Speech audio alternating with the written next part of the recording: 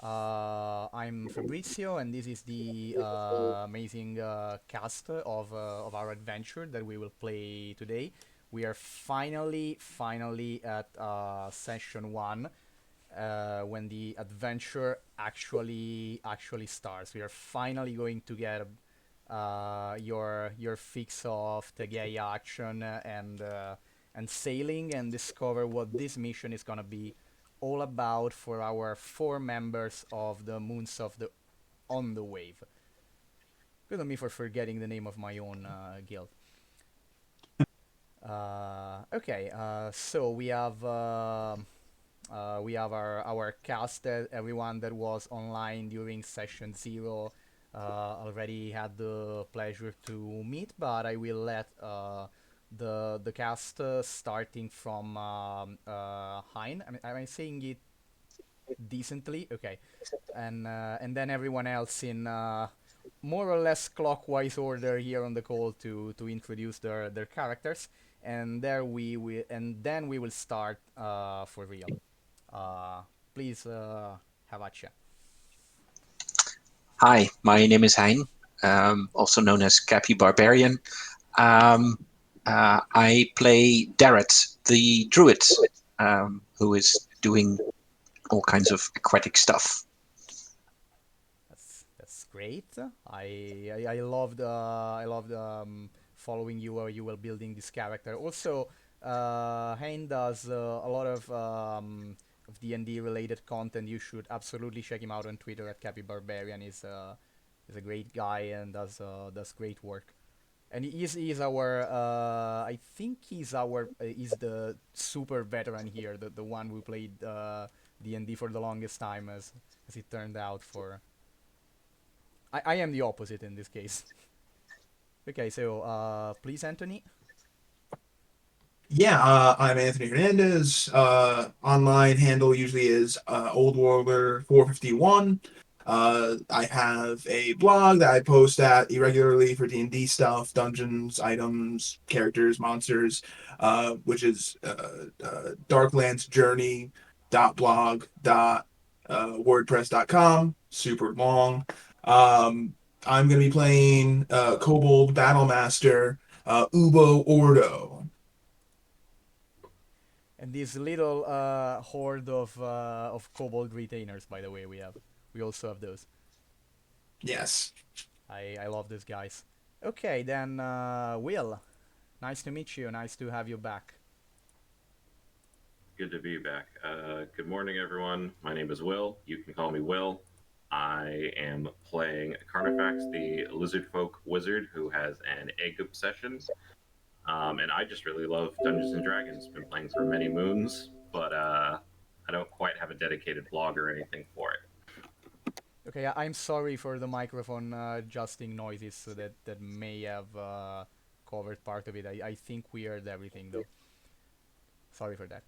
Okay, then we Okay. have last but absolutely not least, we have Tony or Tony. I'm not sorry about the accent. Oh, no problem. Yep, my name's Tony. I'm playing Alfana, the half-elf monk. Great. Sorry. You can find me online at T Newton. That's I sometimes post D&D stuff, mostly drawings.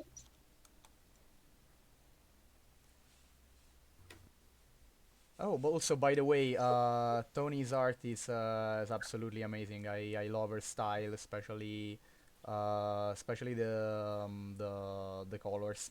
Anyway, I have seen I think the first thing the way I found you on Twitter is something Monster Hunter related, which I absolutely adore. Both Monster Hunter and your piece. Oh, thanks. Yeah, it was probably Monster Hunter related. Yeah, I think there was a Legiacus involved in the first thing I saw about you online, which is Oh yeah, which that would is make sense. very related to what we're doing here today, and also top five in my favorite Monster Hunter monsters. I think it's still top five after all this time. I mean, it's a pretty good one, so I don't blame you. Yeah. Also it's literally the Leviathan from the Bible. Like you read the verses and it's Legiacus word for word. So that's great. Okay, so we are going to begin our adventure with small introduction about the setting where you are going to start. I am going to change the page on Roll20. Okay, we should have um, the right view. This is our placeholder for our placeholder image for the city in which your adventure starts, which is the city of Tammeth that I'm writing in chat right now. And Tammeth is a small island state, a powerful maritime and mercantile city that is located in a place known as the Ring Chain, which is basically a chain of islands, a chain of archipelagoes actually. That's kind of a recurring ring shape. It is a ring formed of ring-shaped smaller sets of island, and this place is almost in the middle of the world map, very quite close to the equator, so we have quite warm climate generally, and all of the ring chain is formed by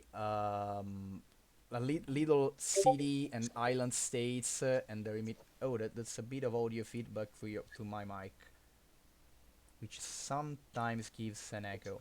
I could try just lowering the volume for it, so, because there wasn't this problem before. Is it still there? It's actually Anthony's mic that is giving the feedback. Sorry, you tagged him. Um, Back to the I'm gonna see what I can do about that behind the scenes while you keep talking. Oh, okay. Um, and we moved again, so I'm covering you. So every time I go back and forth from this. Okay, so the ring chain, as I was saying, this agglomerate of island nation and an archipelago nation. Basically, every ring that composes it is one major island and the territory it controls. Every single one of those states is pretty rich, but also small and vulnerable on their own compared to the bigger empires of the world. And so they almost all of them are allied in some sort of protectorate form to a larger nation. And Tammeth in particular has a very as a recent alliance with the Empire of Savesta, which is a southern militaristic nation, which is, by the way, where Carnifax and Ubo come from. So our wizard and our kobold fighter. And so the situation is this. Tammeth is this vibrant. The Tammeth proper is this vibrant seaside city with a lot of buildings constructed in various kind of white stones, ranging from marble to granite, and sort of like sort of like places like maybe Corfu in Greece, but even warmer all year round, and quite wet during certain seasons of the year. Right now we are in around early spring, and so it's not that humid. And you guys, the adventurer, Auriris, are just descending from a ship from their adventuring guild, the Moons of the on the Wave, which is a particularly sailing focused adventuring guild. because you have been summoned and gathered together because for an important quest that you're gonna be briefed about soon enough. And you have been gathered together because you worked together in the past in various combination, even if from what I gathered last time, never the four of you all in one place. But this time you have been chosen for this particular quest. You have been brought together, and you've been told that you are going to meet a contact in the port and have an audience with the one of the nobles of the governing council of Tammeth, which is a guy named the Honorable Dolin Kotuvian.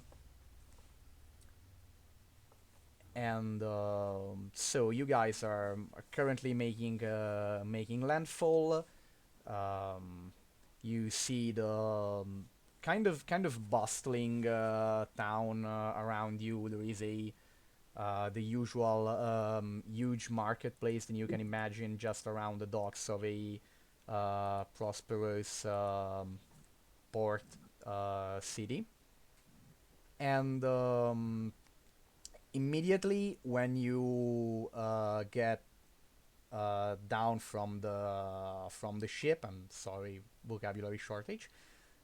Immediately when you get on the docks, you see that there is a particularly well-dressed elf in Savesi armor, probably some kind of officers with a couple of other Tammeth guards on his side, that is that is some distance from you and is generally looking towards the ship you just descended from, and is very likely waiting for you guys, or at least for the delegations from the guild. So you have obviously now you have the time to do whatever you want to do right after getting off of your ship and before going to speak with this guy.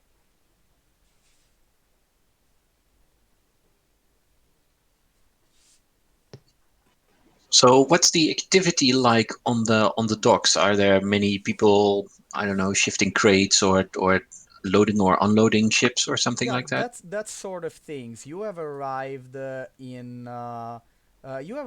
later than usual for this kind of things. We are actually in the middle of the morning, so there is a lot of activity going on because trade is in full swing. Most of the ship that should have been most of the cargo transfer is done in the morning, at least for ship that arrive. So here, um, most of the crate movement you've spoken about that is going on is um, to actually load onto ships that are departing from Tammeth, because those can happen in the later morning and middle of the day, while the stuff that is being sold in the market arrived this morning. So you are basically almost the odd one out because your ship is the only big ship in port from which someone is clearly coming down instead of loading cargo on. So definitely you got some eyes on you, but basically everyone else is most of everyone is either working or selling or buying. So the only truly fixed attention on your ship is the elf with his two with the guards. Also, I'm sorry. The elf is rather curiously looking because he has a Savesi officer armor, so he has this. His helmet is sort of combined with a golden turban, and his face is kind of particular as well because the guy has a bit of a goatee, but the most impressive things is that he has two very thin and very long mustaches, very thin and long mustache, just slightly curves upwards. Actually, sticks out of his face in the air for a bit. It's quite prominent. Yeah, yes, like that, exactly like that. It's kind of funny looking if it weren't for his expression being completely stark and stone-like. He has the most serious face in the world, and also the most comical mustache you can ever imagine. All in one elven bizarre package.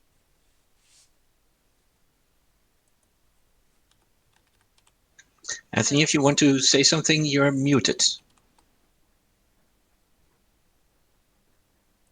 That doesn't help anybody. Thank you.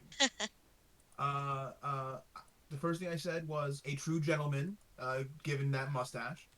I think Ubo right now, his like three retainers are just getting like his stuff and his luggage, and he's kind of looking out, um, and he sees this silly stoic elf, um, and I'm assuming that everybody else in the party is kind of just around him, so he's gonna kind of loudly proclaim like, hmm,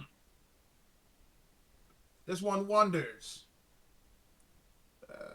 what his deal is. I'm gonna take it that he might be our contact?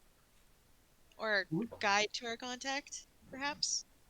DM, were we given his name as like characters? The name of the elf, no, you have been told that you would have been escorted to the palace of the honorable Ketuvian by an armed escort of Tammeth guards. You actually did not expect a Savesi officer to be there as well, because it's clear this elf has a different, clearly different uniform from the other two guys standing at his side. Gotcha. Gotcha. Ubo finds that most likely. Should we head off? Is there anything else anybody need to do beforehand? I mean, you tell me if you have some curiosity or other questions. Otherwise, you're going to walk up to this soldier. Let's just roll up to this to this guy and ask what his deal is. Okay, so Darret is the one doing that first. With this. Yeah, I'll just walk to him, wave at him, and say, "Good morning, good sir. We are from the moon on the waves, and we were told to expect an escort to bring us to our contact." He pauses for a second, sizes all of you up, stops particularly stops for quite a bit looking at Ubo and his three kobold retainers, and then looks at you guys again and goes, "You have been told right. I am in fact your escort, and I am Lieutenant Mustafang Al-Zim. I will escort you to the palace of the Honorable Dolin Kotuvian. So please follow me. Is there anyone else, or are you the whole team of adventurers sent by the guild?" Carnifax will move up uncomfortably close to Lieutenant Mustafang and just literally stare directly into his mustache and go, "No, it is only us four, but why is your fur so strange?" Okay. The elf is called Mustache Fang. In a way. So Mustafang slightly steps backwards. It seems that he's doing it not in fear, but just to just conserving his personal space. And you can actually see his mustache slightly move in a bit of annoyance while he does that. And he looks at you and goes, I am not here to answer questions regarding my choice of style, sir. I am here for a duty and I will accomplish it. Now, if you can follow me, we have more important things to do than you guys staring at my mustache. Also, and he looks at Ubo. I am pleased to meet a member of the Ordo clan. It's been a while since the last time I have had some contact with you. Ubo gives like a super elaborate bow, and it's just like, any friend of Ordo clan is friend of Ubo. And then he like tugs on Carnifex's like armor or dress, so he like lowers his head. And he's like, Ubo was very curious also about his mustache. Very glad you asked. That's great. Also, Ubo, right now you are. We established last time that your character is comes from a clan of kobolds that lives under a port city with some kind of important learning institution, which is the city of Mantica in Savesta. So you actually sort of remember now that you've seen him closer that this guy was an officer from your same town, but judging from the armor, general attire, and the fact that he is there, so in some sort of diplomatic mission, he has been promoted quite a while since the last time you have sort of seen of the guy. It's probably the first time that you actually speak to him, but you remember seeing this sergeant with the big mustache going around your town a couple of times, and apparently now he's a lieutenant and sort of an ambassador. So he definitely stepped up in his career. Hey, Ubo definitely is clocking this as he's just very fixated on the mustache, and it's just like probing his head, like Ubo knows that from somewhere. Ubo knows, and he's just gonna quietly clock that for now. Okay, so Mustafang just turns very very suddenly, like if he was spring loaded, just like, and turns around in 1 second and starts going through the main road of Tammeth straight towards one of the straight towards the noble districts, the nobleman districts. And he, accompanied by the other two guards, brings you to the residence of the Honorable Cotuvian while explaining you that he has sort of been acting as an intermediate and contact between the local nobles and the moons on the waves, because Tammeth has no direct contact with the guild or a permanent outpost in Tammeth. So they sort of use their connection to the Savesi Empire to arrange the whole thing. And so he is the one who has been actually curating your recruitment for the mission. But his role ends in escorting you at the door of the Kutubian residence, which he explains is one of the most respectable and ancient families of nobles in the ruling council of Tammeth. So he expects, since he is personally involved in the setting up of all of this, he expects the proper respect and deference and all the jazz. He expects you to have the appropriate etiquette when discussing with Honorable Kotuvian. There is no particular formality or particular right to know about, but just I mean, he wants to make a good impression, and he highlight that the moons on the wave is not the most generally the most lordly of guilds in the attitude of both his uh, both its leaders and adventurers. So he felt the need to um, just go over that. That said, he suddenly stops at the door of the Kotuvian residence, which is this. Can I? Oh, sorry. Sorry, but before because we're walking from the harbor to this residence. Yeah. I'm assuming we see a bit of the city. Yeah.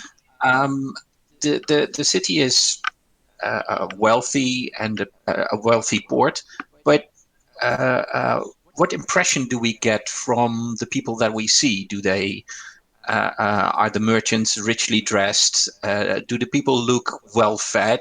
Is this, are there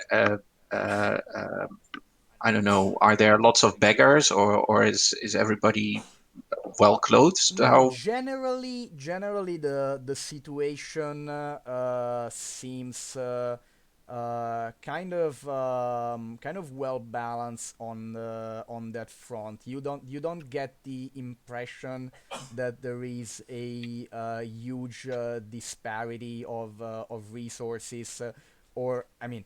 You notice the moment in which you enter the noble districts that there is a definite difference. I mean, the houses of the noble families. The rest of the city is sort of white, very very clear, very bright. But the houses of the nobles are practically gleaming. Besides that, it doesn't seem that the rest of the city has widespread poverty or unease or stuff like that. It seems quite crammed. It seems that this island is really, really densely populated. So the first impression that you have is that there is one major factor of possible social stress in Tammeth is it can be the very high density of population for such a small island. That said, you also think that if you wanted to look for signs of who and where are the last of society here in Tammeth, you could probably find more of that into the inland of the islands, while the actual city of Tammeth is generally compared to other big cities you have visited seems more balanced in the general distribution of wealth generally. You have seen almost everyone you've seen seems to generally be in decent conditions at the very least. Okay, thank you. So any other questions before we get to the Kotuvian Palace? Nope. Okay, good. Um, Waiting for you right there is another woman that seems that seems around 40 45 years of age. She has a sort of turban as well. She has a sort of turban as well. Tan skin. The turban is short enough that you can spot ears a little longer than those of a human going up inside of it. So it's probably either an elf or a half elf, and she's kind of richly dressed. No, not richly. She's finely dressed in a robe that is mostly plain white or light gray, but it's clearly of great craft and quality. And she's waiting for you with two other guards on her side. She nods at Mustafang that introduces. He makes the introduction. Then I'm forgetting words today. Then he bows to the woman and leaves, leaving you guys to the now four guards and this woman that advances towards you, bows a little, and says, "Hello, I am Talika Milewa, and I am the counselor of the Right Honorable Kotubian. If you please can follow me, we are gonna have our audience in the palace library. Unless there is some question you have to mm, ask about or information you of something important you need to tell me before we have our briefing. But I have to advise you, we are quite pressed for time right now."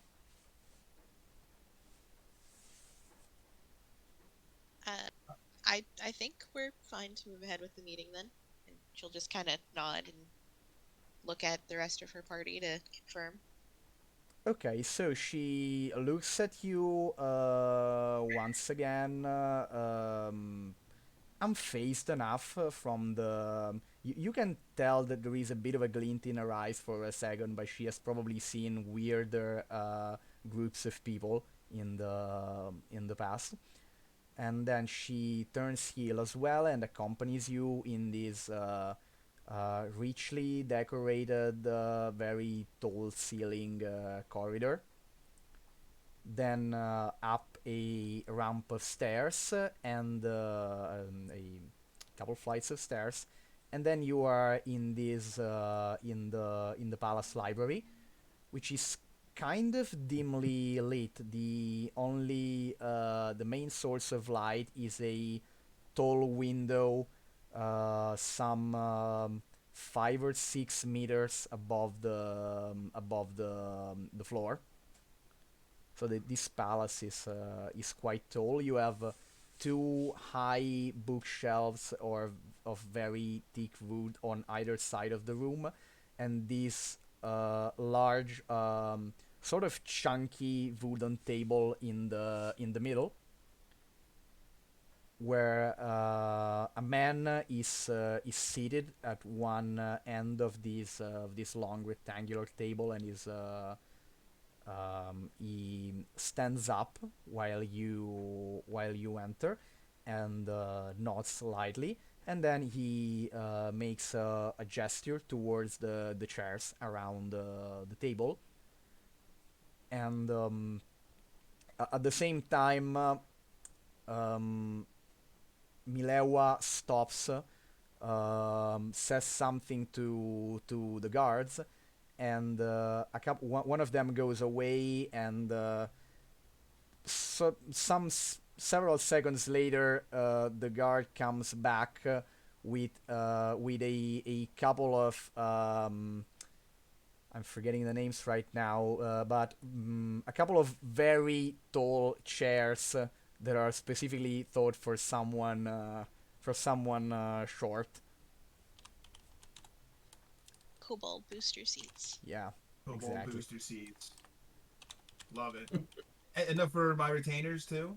Yeah. He brings two of them first, and then goes back and brings other two. Ubo helps along with like the youngest retainer, uh, um, uh, Tokpa, his oldest retainer, so that he can like kind of lift him up on there without having to stress him too much before he sits down. How lovely. And then he kind of like does that scoot to get in, like right next to the table. Yeah, the chair is apparently taught from anything from the size of a kobold up to probably halfling or gnomes. It even has the legs of the chair also have some ladder-like protrusions to climb on. So it's quite they are not as decorated as the rest of the chairs, and Milawa actually excuses or apologizes for that. Of no concern to Ubo. Just appreciate we were thought of. Okay, so the man that was waiting for you on the big chair. He also has a golden turban, skin a bit darker than that of Milewa. He also seems around 50 years of age, a human guy with quite, I mean, a very well curated beard. He has a sort of worried general look. He's not in perfect physical shape, and dresses mostly in bright yellow with some other highlights that are mostly orange or green. And so Milewa introduces you to the Honorable Dolin Kutuvian of the ruling council of Tammeth. You all take your seats, and the noble greets you again, and then he goes. So, okay, this is a bit awkward for me, as it's the first time I find myself in this kind of situation. So, Milawa, if you would do me the favor of explaining the delicate contingency we find ourselves in this moment. Milewa nods again, and then comes to the table with a little wooden box that she sort of medium sized. She puts it on the table, opens it, and it contains apparently some black cloth. She puts her hand on the cloth and moves it apart, revealing an orb, a sort of stone or crystal orb that sort of looks like a more orange or reddish version of a palantir. If you have that image in mind, is sort of a fiery looking crystal ball. In a way, it seems it's translucent and it has a mostly almost transparent outer layer, and then it almost seems made of magma on the inside. Do we have any idea what that is, or is this completely foreign to Right us? now, no, you don't. That is very interesting because it's kind of huge. It's slightly smaller than a maybe a little less than that. Sort of like start from the size of a volleyball and shrink it a little bit. Okay. I'd say 3/4 of a volleyball in volume. It's something that comfortably requires two hands to be and to be held tightly. Gotcha. And so it's quite a hefty stone, slightly luminescent. It doesn't properly shine, but it also, given the lighting in the chamber, it should normally not be, the color should not be that clearly visible. And so she looks at everyone of you and says, I was as confused as you are now when I first laid my eyes upon this object. Because you see, no one in this palace is aware of how exactly this item came into the palace's treasury. We just found it during an inventory around 1 month ago. And I am a decently competent diviner, if I can say so myself. And as Noble Dolin's counselor, I made a little bit of research, at least to the limits of my capacities, on this item, and I discovered something, a little couple of troubling things. Before I go on, I have to remind you, even though you have been probably briefed about it, that this affair needs to be of the utmost secrecy. Because, Of course. and also, I am, we really much is now resting on your shoulders. I am about to give you quite the burden because the literal survival of this town may hinge on what we are about to talk about. So apparently, this thing that found its way in the Honorable Kotuvian's possession by no means that we know of is called the Eye of the King. And it is a Sirenian relic of quite the ceremonial importance.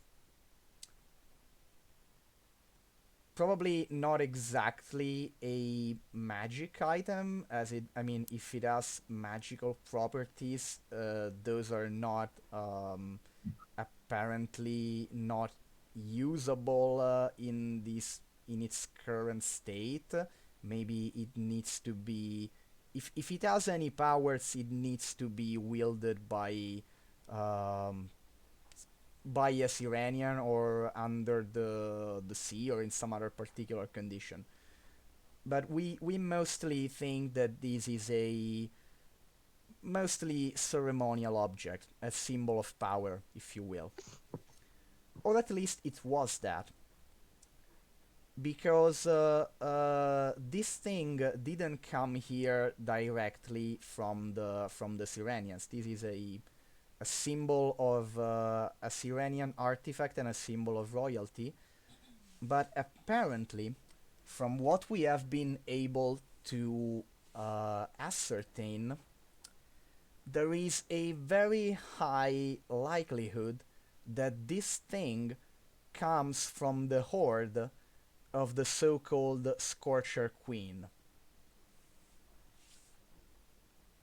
And Ubo, do you have proficiency in knowledge, particularly history? Anyone knowledge in history or geography? I I have got history. I got a I plus also have 4. history. Okay, if you got one of those proficiency, you are free to make a check right now to know more about that. I think that also Carnifax can make an in his case, if he doesn't have history, the relevant check is Arcana. Ooh, Ubo does not know anything. Yeah, Ubo does not know anything, and probably his retainers are gonna look at him, give him the side eyes for that. Okay, Oh no. so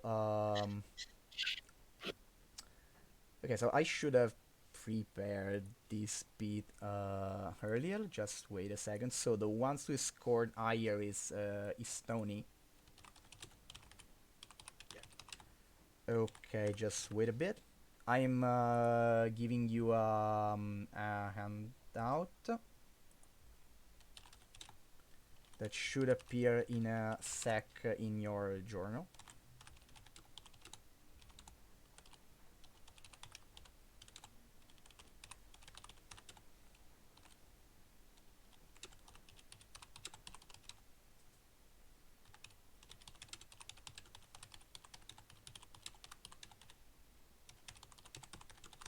Okay.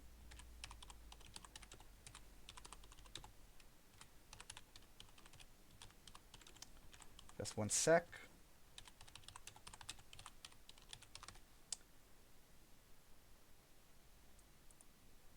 Okay, tell me if you, Tony, tell me if you can see the note Yep, I in got the it. journal section. Yep, I got it.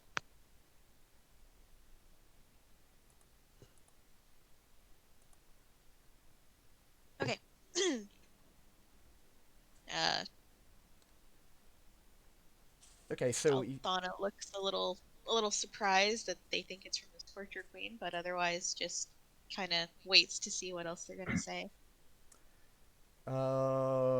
Milewa is unless you sort of wanted to conceal your concern. Milewa is currently looking at you because she realizes that you are the only one that got what she just said.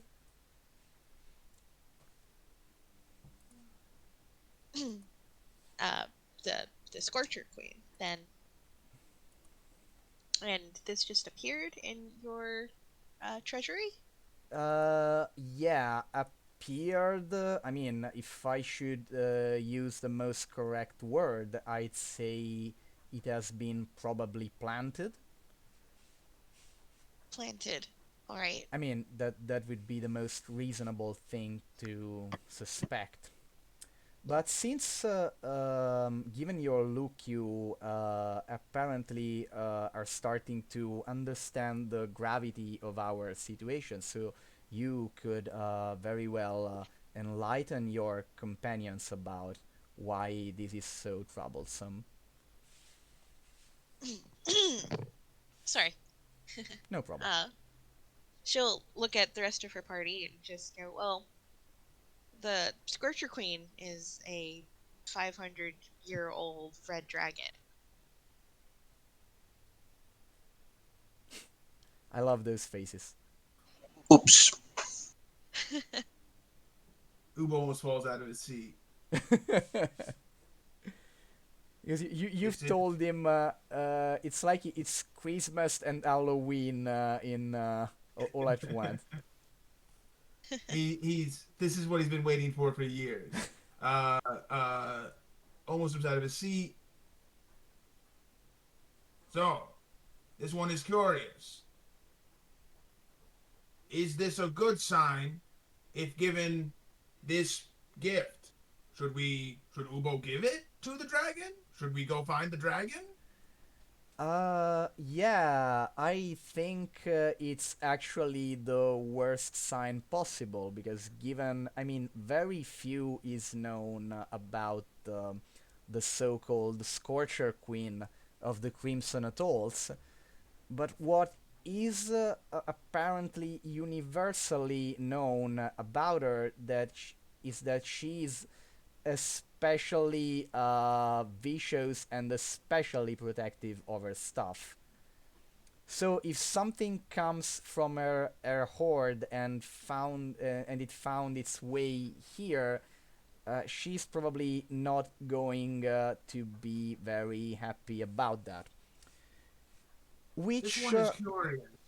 Yeah. How often do you take inventory?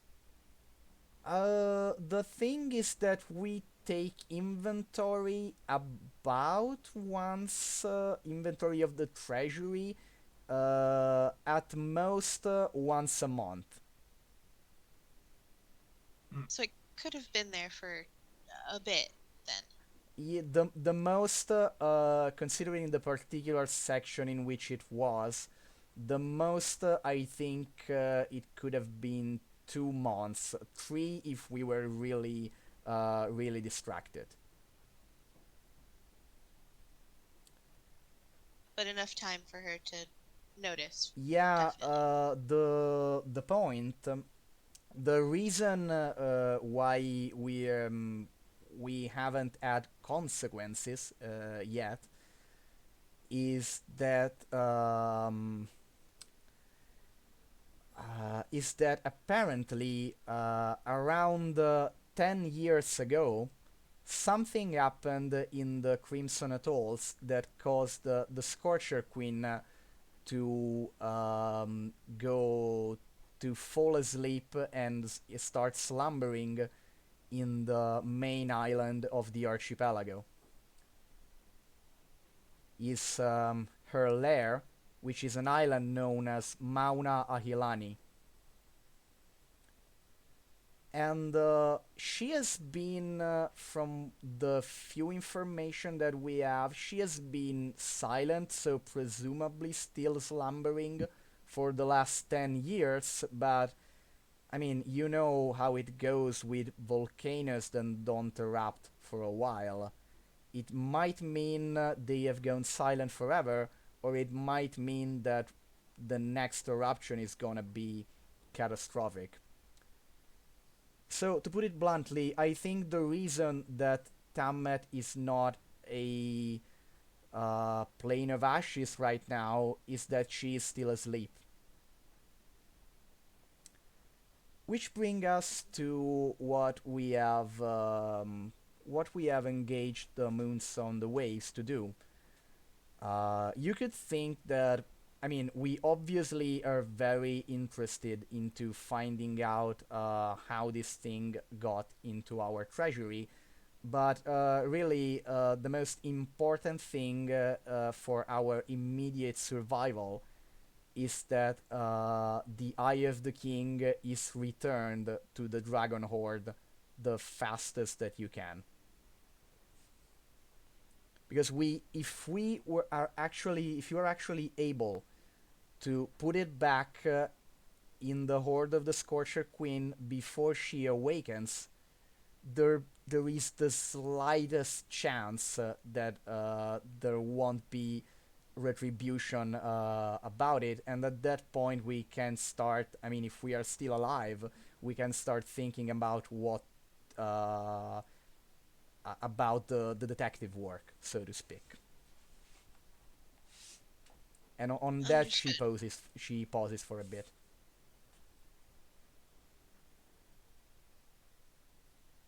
So we get the dangerous job then, yes? Excuse me? So we get the dangerous job then, yes? Yeah, that's sort of exactly why we asked about experienced adventurers from your guild. Carnifax will hold out his hand. May I? Yes? And he'll take the Eye of the King and then look at her and ask, "Has anyone tried uh, identify on the item yet?" Actually, as I said at the beginning of our conversation, I have. I mean, I was not explicit about that, but yeah, I am a basically competent diviner, so I have tried identifying it, which is how I discovered the info I told you right at the start of our briefing, which is on its own, this is a Sirenian relic that is presumably supposed to be used by a Sirenian cleric in some way.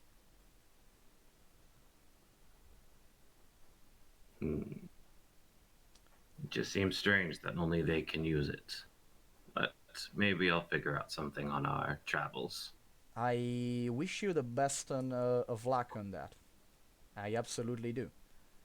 I think it's been conceived. I mean, if you want my opinion on why, it's because this is an object that has the of which the properties require some kind of clerical or divine power that is probably specifically connected to the voices of of the sea that most Iranians venerate. So that's why. I mean, I guess if not outright as Iranian, you might need a devout cleric of the voices to be able to use it. But honestly, what the original use of the eye is it's really the least of our concerns right now. How heavy is this? The object, I mean, Yeah. as heavy as you would expect a ball of stone of that size to be, maybe slightly lighter than that. Well, if it has no purpose magically for us, at least I could hit someone with it, I suppose. Is very heavy. As long Uh, as it doesn't break. did you say that out loud? Yes. Milewa blinks anxiously and advises you against that because she hasn't tested the fragility of it, but she really does not want to try. Because Well, if you God's saw. forbid you if God's forbid you put it back in the horde and the Scorcher Queen awakens and finds it cracked, I mean it could still be very dangerous. Well, we will see. You soft skins are so afraid to try anything out of the box. So it will be up to someone not soft skin. I mean, you are free to try as soon as you are sure that whatever happens to the orb from that point onward cannot be linked back to our city. Then you can do as you please with it. Yes, yes. And I'll just sort of wave them off as I stare at the object and turn it in my hands and smell it. Okay, she lets you do that while after looking at you nervously another couple times, and then looks at the rest of you to see if anyone has any kind of questions.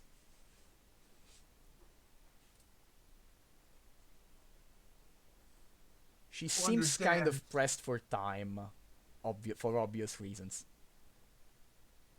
Ubo understands to leave detective work to when we have more time, but generally, is there no suspect as to what enemy might want to do this? I mean, not as of now, or at least it's not like I mean, Tammeth doesn't. We don't know if it is an enemy of the family or an enemy of Tammeth. In both cases, mm, I mean, we are really stumped on that right now. But honestly, most of my efforts in the last month have been about divining on this thing to discover what it is and then to try to discreetly organize a this mission to get it away from us. So we could definitely know a bit more about it if we put ourselves to it, but honestly, that just wasn't our most pressing focus. Right. I So, think that the most relevant question in that regard would be to discover if this is personal or something larger. If it's against the family or against the town. And honestly, I lean towards the latter since I think that whoever did this is kind of aware that the Scorcher Queen is not going to be discriminating her retribution. I mean, Ubo knows that the dragons generally are not when it comes to stuff like that, because their logic is, I mean, their logic is the same that a human could have in when you are stung by a wasp that made its nest in your kitchen. You don't search for the individual wasp that stung you. You just burn down the nest. That's a great equivalence to draw. Yeah, it's basically the one answer in general to why don't dragons just punish the thief and always have this this disproportionate revenge. They would answer that the question is posed in the wrong way.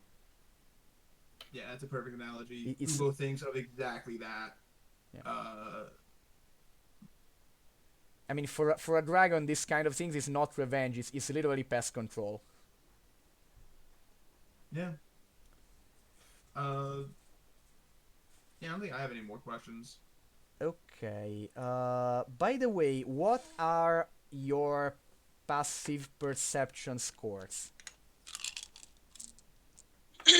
12. 13. A big old 11. Okay, so the highest is 13 for now. 16. 16. Oh, thank God somebody has good passive. I was Okay. gonna say. 16 for Darret. So Darret is the Darret 16, right? Okay, so Yes. Darret is the one to first notice that there is a guy leaning against the window, the one window that lets light into the room. On the outside. It's not leaning in the most discreet way. It's something like clearly leaning with their ears on the window. On the outside of the window, and we're on the inside. Yeah. I nod to the counselor and then nod to the window and say, "Do you know who our uninvited guest is?" Okay, so at that point, there is a general turning of heads of the counselor, the noble, and the guards in the direction of the window. That has the obvious consequence that the guy in the window starts running away. I mean, he disappears from outside. He disappears out the border of the window and is presumably running on the roof. So after 1 second of stupor, Milewa is immediately shouting to the guards, "After him!"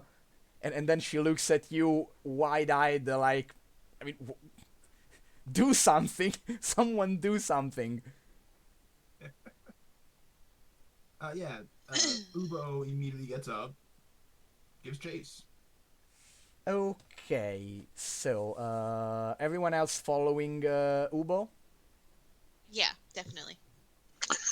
Darret is going to cast Misty Step Oh, and teleport to outside of the window on the roof where the guy is. Okay, we have our first scene change then.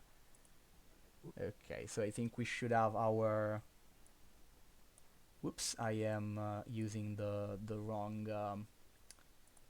I was using the wrong cursor. You should have every one of you except maybe Ubo, which I'm remedying right now. You should have control. Oh, Ubo should be.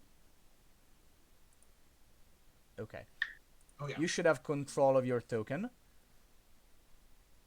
I do. Yep. Looks like it. So okay, let me go to the token library in a sec.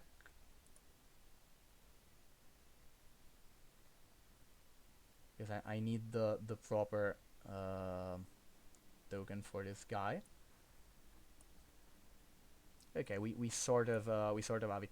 Okay, you guys are still inside of the building. So you're gonna the three of you who are still inside are gonna make a quick athletics check to see how fast you make it on to a point in which you can influence the events, while Dareth is appeared here on the rooftops, and he can see the your prey basically in the midst of jumping from one rooftop to the next and attempting attempt to run out into the streets. And I think it's time to roll initiative for the first time in our campaign. Righty. Okay, so this guy. So athletics first, then initiative. Oh. Fun. And also, could I use acrobatics on that, or it has to be athletics? I think it can be acrobatics depending on how you are trying to get out. I called athletics because the default way is supposed to be you run the fastest you can to the nearest corridor that brings up to the roof. But if you are doing depending on the way in which you are doing it, especially if you decide to go out of the first available window and sort of climb from there, acrobatics definitely applies. That's what I was gonna ask. Do these windows open, or would we have to crash? The one in the library, you would have to crash through it, and if you go out of the library, you lose a bit of time, but you find windows that can be opened and that are found at your height. Right. So to break a window, is that like a strength check, or what involves that? What's the mechanic? Honestly, if you want to break, for you in particular, the problem in breaking the big window is that you need to get up to it first because it's 5 meters from the floor. Anyway, breaking a window with just any of the window, the other you can open with the windows out of the library. You can open with a simple interaction. Breaking the big window, if you get up to it, is presumably an action. It's not particularly resistant glass. It's supposed to be a decorative window. So I think Ubo is going to lose a little bit of time, run outside the library, go and just open the window. And I'll do my acrobatics check now. Okay.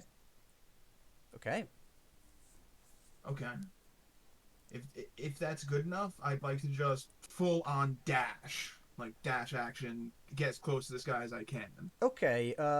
So your starting point is where you are at on the map. There is a slight jump in the middle that would require another acrobatics check to complete.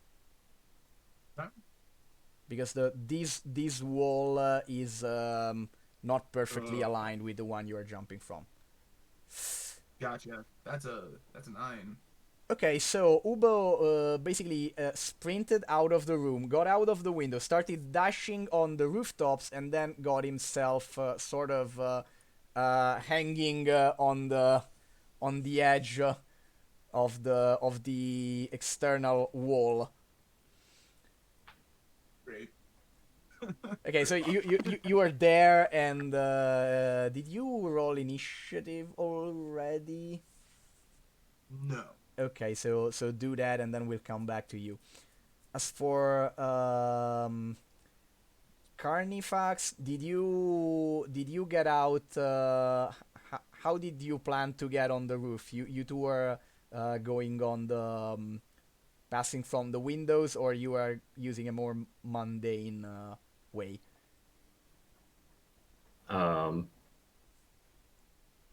Carnifax's thought is the fastest way over the mountain is through it. So on the nearest window in the library, instead of climbing up and trying to break it open himself, he's going to cast Shatter on it. I mean, the nearest, the one window in the library is that huge window 5 meters above, starting 5 meters above the floor. Yeah, so he'll cast Shatter on that one and then climb up after it breaks. Okay. That prompts the Right Honorable Dolin Kutuvian to dive under the table covered by two of his guards, and Milewa is shouting something to you. You're not exactly hearing what that is under the shatter and the shower of, of, of glass that follows that. But you have your athletics or acrobatics check to climb out, because the wall is not completely smooth, but you're still I mean, it still requires some effort. Right, let's roll acrobatics. 11. Okay, so I think at the end of this action, you are sort of just got to the lower edge of the window. You're going like, and you're finishing climbing out of there, and your head sort of sticks out of the window, and you can sort of see what Dareth is will be doing there. As for Altana, who is the one that rolled the lowest initiative, what is your way out? What is your action plan? Given my low initiative, she kind of holds back for a second to see what direction the party's scattering in, and then she'll go after Ubo since I'm a monk. I have 45 as my speed, so if she dashes, she should be able to get pretty far. Okay. Yeah, definitely. You should be able to get to where Ubo is. You have the same athletics check, even though the DC for you is very most likely lower. And you said that could be acrobatics or athletics? Acrobatics or athletics, yeah, absolutely. Alrighty. You are bridging the gap from one roof to the next, and the next, and the two are not exactly aligned in terms of height. Oh, please. I rolled a 3. Oh, great. With my plus 6. Oh, so basically, while Ubo is hanging from the side of the exterior wall, he suddenly finds himself company. Oh, you're here too. I think that Ubo like sees her and it's like, oh, good, Altana. I could use. Oh. Oh, right there, you're both hanging on that side of the wall. It is harder than it looks. It's definitely. That was a much farther gap than I was anticipating. I see why Ubo- you're hanging now.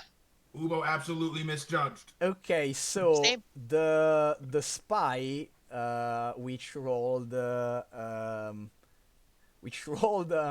high enough. Oh, okay, no. So now after the first round of chaos, we are in proper initiative order. So our first our first is Carnifax, that is currently in the process of getting out of the window and onto the roof.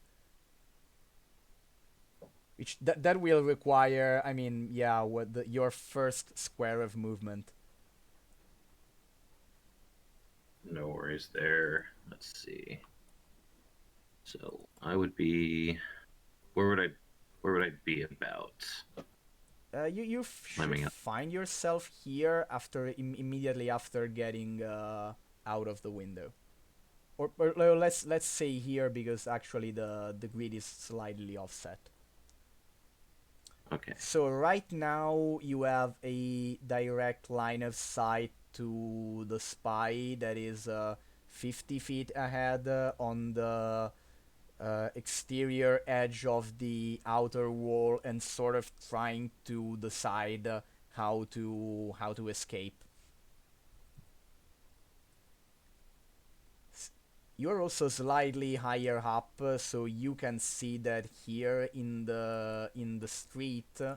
Sorry, here in the street, you also have a number of relatively tall trees. So if he is very athletic, he could choose that route. All right.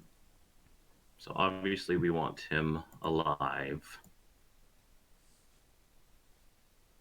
So let's see. I think I will just give chase. See if I can just catch him on foot before using any spells to sort of knock him down. I could probably try to tackle him. Okay, catch him on foot requires the same jump and same athletics checks of your two colleagues to get on the Okay. same exterior wall. Okay, so I will do the same jump then. Athletics. Yeah, you should be Not able to move athletics or acrobatics. I mean, the one you have better. Will all three be hanging from the wall? Let's find out. I sure hope so. I mean, that would be great comedy. That would be the most D&D first turn, just to start it off with. Oh my Absolutely, God. just everyone. Oh, great. I have had Well, some that's some an- situations like that in the past. Well, that's an 8 for my acrobatics. Okay, that's I'm gonna need you to make a dexterity saving throw. Dexterity saving throw. Okay. I'm good at those. And also, oh, that's good. Also, to tell us what happened exactly, what went wrong with the jump. Um, so he'll go to the edge of the building, and you can see like on his face him sort of do the math in his head, and then as he's jumping he goes, I forgot to account for my extra weight. Oh, by the way, are you still holding the Eye of the King? I have it. I definitely slid it into my bag before Okay, running. okay, good. Because you definitely didn't account for the added weight. So your jump is very short, very shorter than you expected. So you still get hanging, but you end up hanging lower than the others on the opposite side. So you are still hanging to the main building, and you sort of you fell for 2 or 3 meters and then caught a torch hold on the side of a window, and you are right now balancing on this window, one hand holding the torch holder, the tail out for balance, and whoops. Well, that went well. So now this is the spy's turn. So he looks at the three hanging adventurers out to get him, and that sort of makes him lose confidence in the jump that he was about to attempt. Because apparently, is it okay? Oh no. That this might not be a good day for straight jumping into the street. So he heads for a different direction and goes for a dash. Another acrobatics check there for him as well. Oh, wrong dice, and wrong click as well. Okay. Okay. So apparently Join today us. today is the day of not being able to jump properly. And he sort of this section here is slightly lower than this wall. He tries to get onto this other narrower and lower section of the wall, closer to the ground, and he sort of tumbles. You see him sort of fall, barely get his footing back, so he's stuck there, and he's trying to get back on his footing and frantically taking a length of rope that he has on his belt. And with that, we come to, let me see your initiatives. With that, we come to Dareth. So I was thinking of. You still have line of sight on him, but given the angle of the wall here and some plants in the intermediate guard and the relative angle, etc., he might have half cover if you attempt direct range attack against him. I was thinking of. Let's see. I have this spell called Sleet Storm, which makes the area difficult terrain. So the ground in the area is covered with slick ice, making it difficult terrain. Yeah, that's And if a creature starts its turn in the spell's area and is must make a no. Yeah, so yeah. you fall down. Yeah, okay, I got it. I have the spell here. Okay, that's So I was thinking of just casting that centered around the spy, so that he can't get away. okay.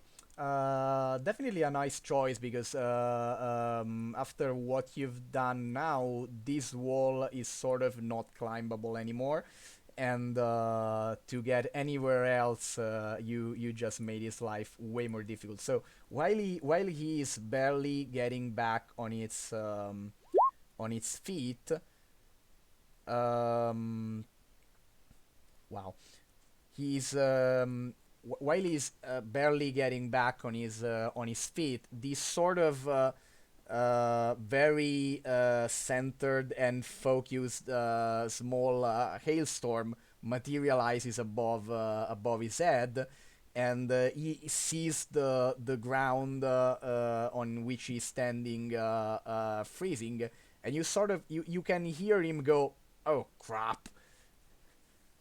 from all the way where every one of you can hear because he's basically shouting at this point. And also it's quite comical because it does seem the cartoony cloud that is only over a certain character. And so he sort of realizes he's kind of stuck there because now getting back on his feet has become even more difficult than before. And with that, we come to the next in initiative order, which is our Udo. Which Is it gonna cost me like an action to get out, or can I slip myself um using half movement? I don't you know what? Given how you have I'm gonna say the first two squares of your movement for both you and Altana. Okay. Um. So what I'd like to do is get up, which would take then 10 from me. Exactly. Um. So I have 20 left. Could I use like a help action to help her up? That way she doesn't have to waste her movement. Okay. Okay. That's fine. That's absolutely fine and good. So I'd like to do that. I've used 10. Um. How much of this area is covered in the storm? It's 40. Oh my god. It's 40 feet radius, so I should make the aura, but it almost. Oh, oh. Oh, right now, Carnifax is feeling the cold. I'd like to, because Carnifax is actually in some trouble too. Right now, it is snowing on Carnifax, and he's hanging outside of a window. I mean, you guys couldn't jump anyway, so I thought, I don't blame whatever I'm you. doing, it's not making it worse because it already was bad, right? Okay, let's. I mean, I'm gonna go. I'll do these to contribute anyway. That's 10, and then this would be 20. I do want to move closer. Um, I do want to move closer, and then I am how far away from him? 18 feet. That's too far away, unfortunately. Dang.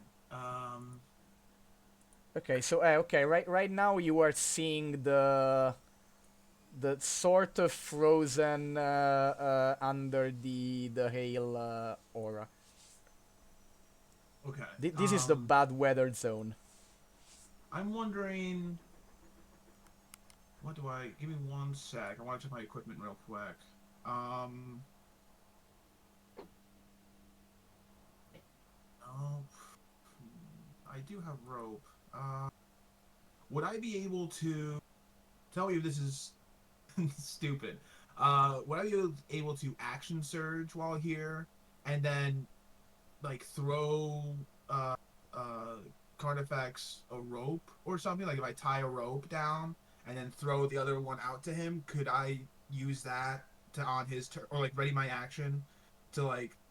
Okay, so free object interaction. Take out my rope, tie it around something close to me, then just like hold my action until it's Carnifex's turn and throw the rope out to give him like the help action or like advantage or something to like climb up and get on our side. Is that something that would be possible? Okay, I think yeah, I think I'll allow that. Seems reasonable. So you're basically while you take the rope and lock it, tie it to something which is definitely available. You're telling him to be ready for when you throw the rope at him, so he Right. can let go of the window and come climb on your side. Yeah. Okay. Like Indiana Jones style, I'm gonna like throw like whip it like a whip that Ubo is very used to using, and then just try and like accurately throw it to him, have him catch it, and then kind of like swing across so he can just climb the rope instead of having to do any kind of crazy shenanigans. Okay.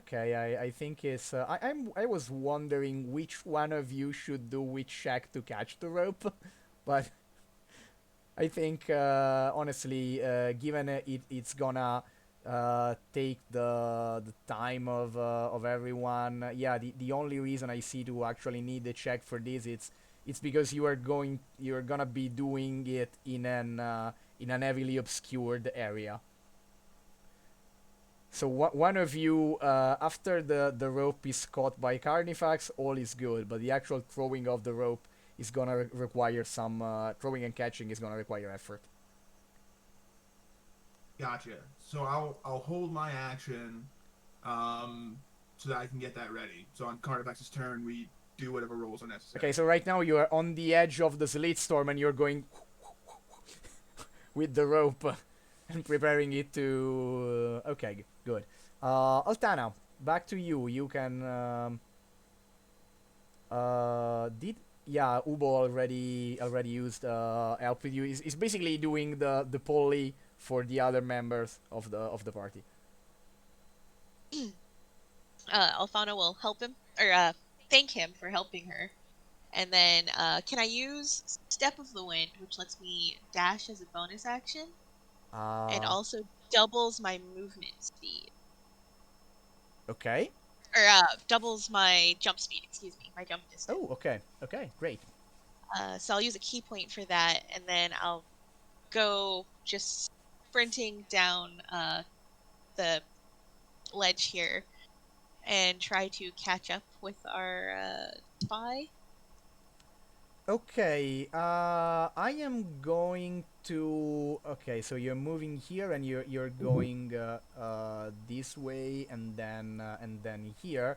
I'm going to need a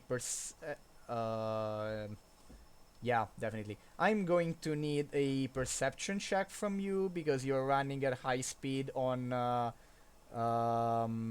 slidey terrain in a heavily obscured area. Okay, no problem. So just to know that you're not jumping into the void. Okay, that it's all good. No, that was Uh, decent roll finally. your monk training and highly developed senses allow you to maybe you sort of skate a little while running, but you're not just casually jumping off of the wall. Perfect. And so am I able to make that jump there, just using my step of the wind, or do I still need Yeah, to at make this the point, yeah, I'd say yes. Okay, cool. So Oh that no, okay. Though there is the spell.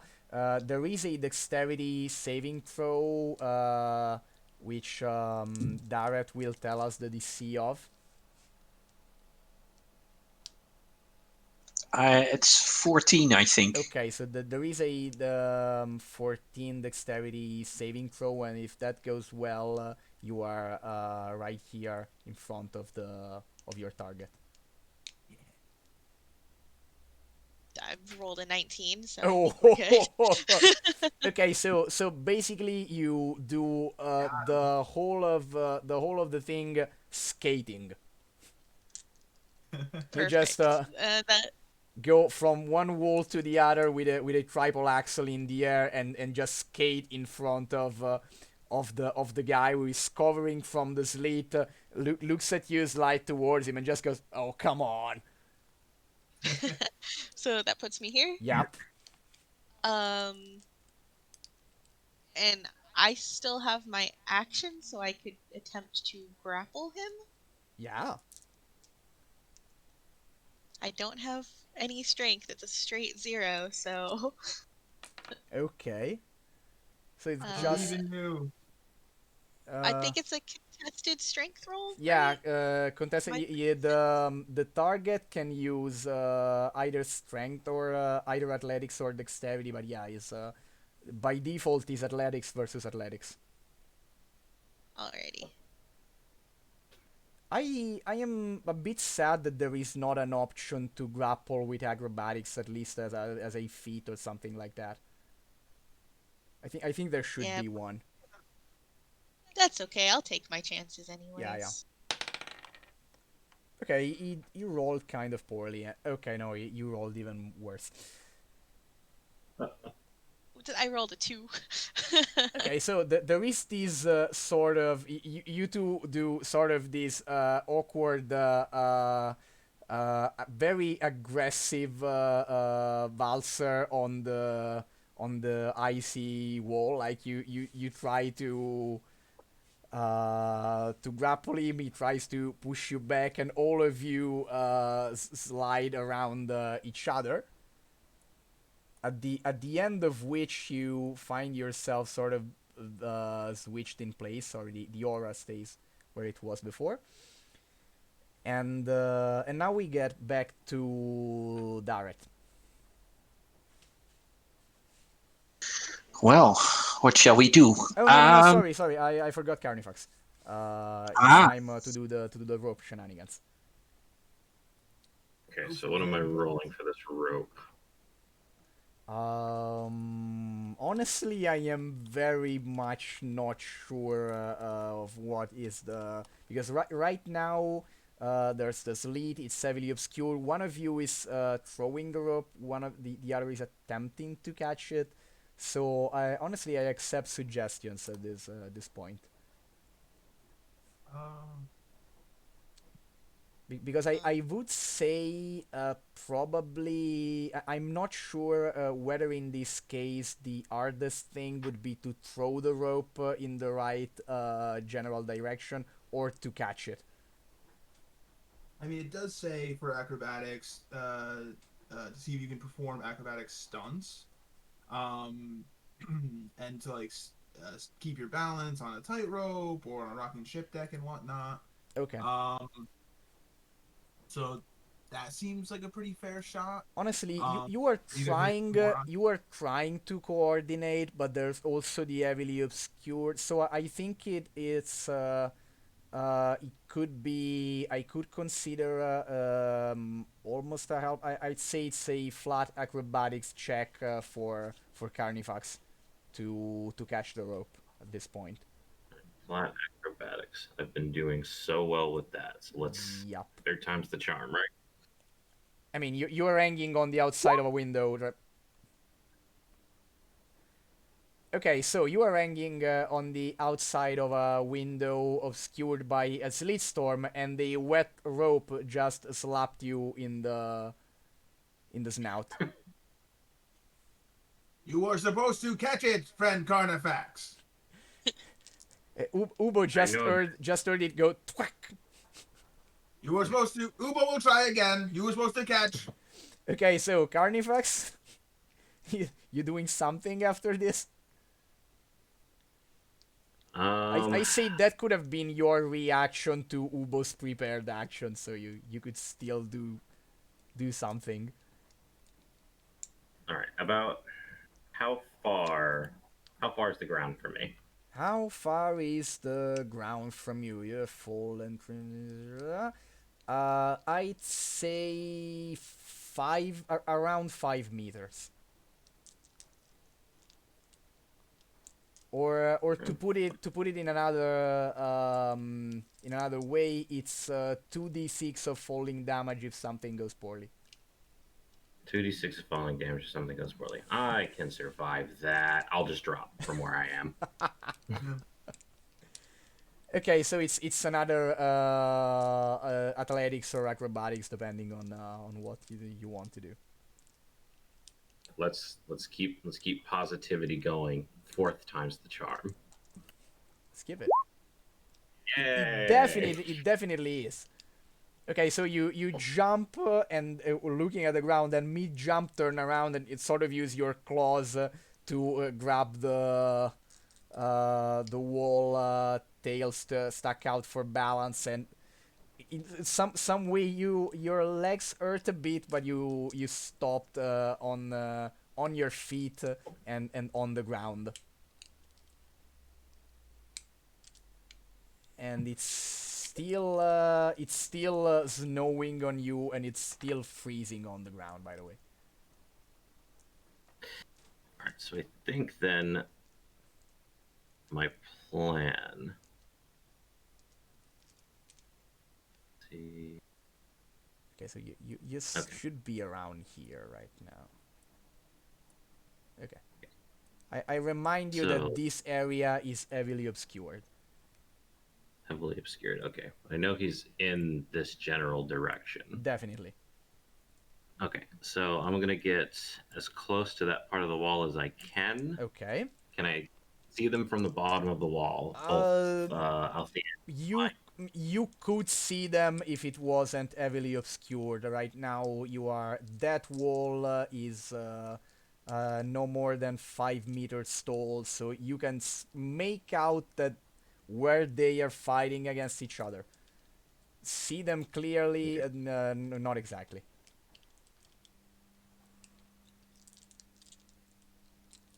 You definitely are aware of where they are. Okay. Then for my next trick. So I'm sorry, if you want a more technical answer, I think they have three quarters cover from for line of effects purposes, and for anything that concerns points that you can see, you can target locations around their positions. You can target effects knowing that they will be included in the effect. Okay, but I can't target anyone directly. Exactly. Okay. Then for my next trick, to give myself a little oomph, I'm going to take out my spellbook, since as an Order of the Scribe, it is my spellcasting focus, and I'm going to tap it against my head and tell myself, "Be swift," and then I will cast haste upon myself. Oh, I love that. I love that casting. And then since I get a second action, since that was my first action, I would like to attempt to climb this wall, since now I have a little bit of spring in my step. Okay, I think given the condition, that is probably a disadvantage anyway. Okay. So, how do I roll with disadvantage of beyond 20? Oh, but you have okay, no, advantage on dexterity saves. Yeah, saves, okay, unfortunately. So if you fail this one, you will not fall on your head. Okay, so let's roll. Just roll it twice. Twice, yeah.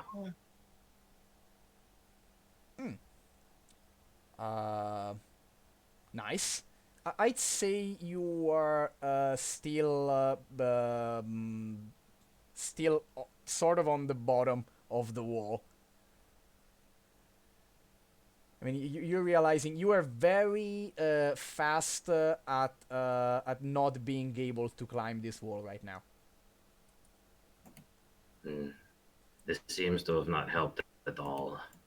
Yeah, because you realize you are very fastly trying to climb a stone wall that is currently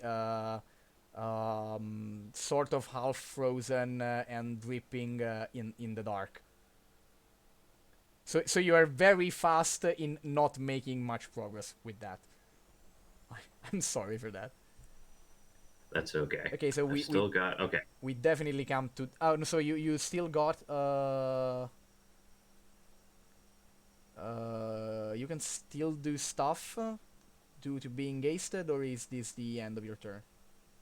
I'm going to just use the rest of my movement. I know how the wall goes, so I'm going to move along the wall as far as I can. Okay. And just sort of try to find an easier way out of this wall, because this wall is now my enemy. Yeah, okay. Darret. I think Use as much. Yeah, this is as much as you. Okay, so you got out of. It's difficult terrain in there too, Will. Honestly, at this point you passed. I'm sorry, I wanted to tell you you passed a door here that opens and brings you inside. If you are interested in that. Yeah, I'll take that route. Okay. Boop. Okay, Darret. So, first off, sorry guys.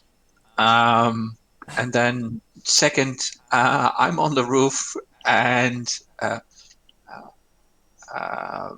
I'm looking to see if any of the guards have made it outside yet, so I can direct them. You know, like they're over there. He's over there. Because I have a from the roof. I'm assuming I have a great view of what's going on around the house. A couple of guards are on the same roof on where you are in different positions, and there are two on this roof that they just stopped at the border of the Sleet Storm, kind of wondering what the hell is happening.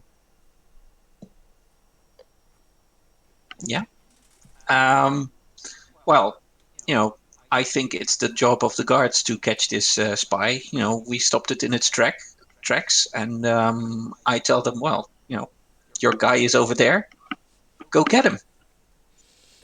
And I'll stay up on the roof and not move. Okay, they look at you and one goes, one lady goes, and shouldn't we be worried about, that?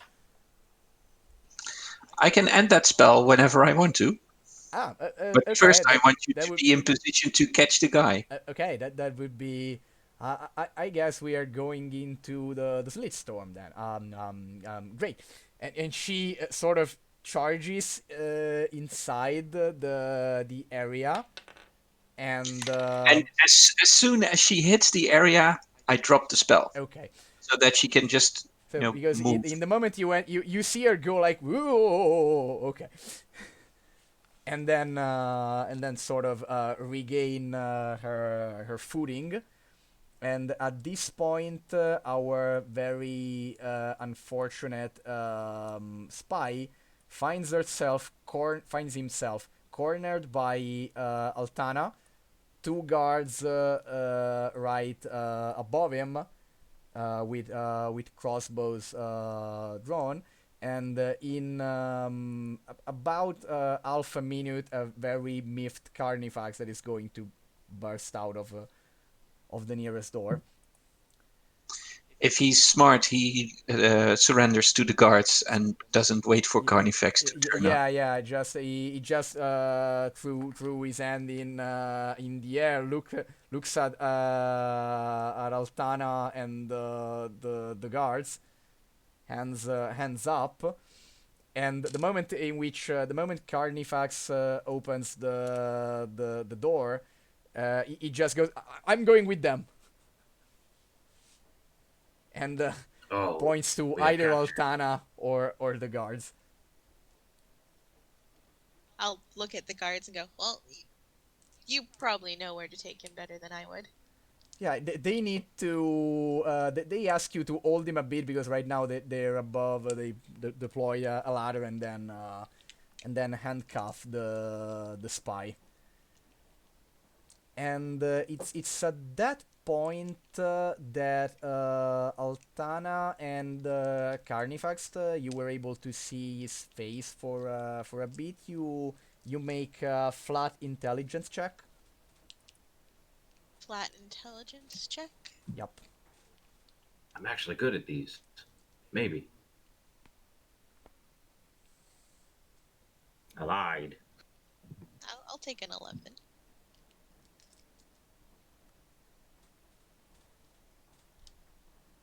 Okay, so what? Oh, wow. Altana recognizes a Moons on the Wave badge on the belt of the guy. And also finds his face sort of vaguely familiar.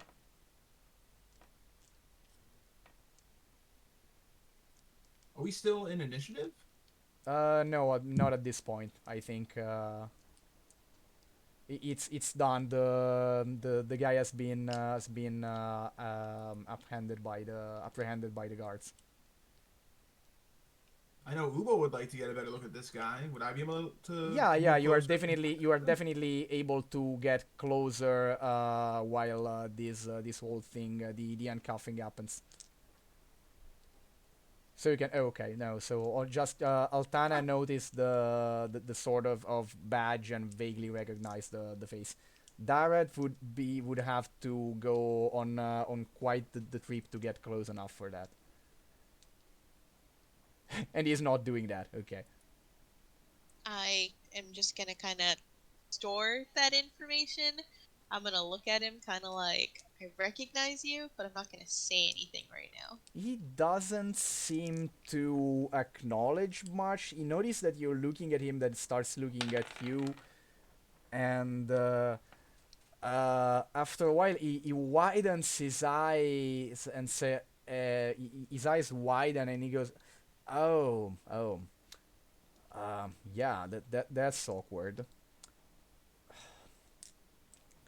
Yeah, it's that's not a great way to meet an ex-colleague, but I mean, I suppose I could have expected this to happen." Mm, So apparently he's implying that he was in the moons. but he potentially left then. Yeah, apparently, which would explain why you seem to sort of remember his face. What is your name? Brannon, I don't know why you're interested in that. And then the guards look at you. We should take this guy away. So if you have very relevant. If you have the relevant questions, otherwise we are going to take care of this. I'll nod and just, well, you're free to do your job. Okay, at this point, Milewa arrives on the rooftop and stops besides Darret. She's quite red in the face. She looks at the smashed window. Seems like she's about to say something that changes her mind, and then looks at Darret again, and she goes like, "Yeah, I think you should definitely hurry up with the mission. Seems we have quite the pressure on ourselves."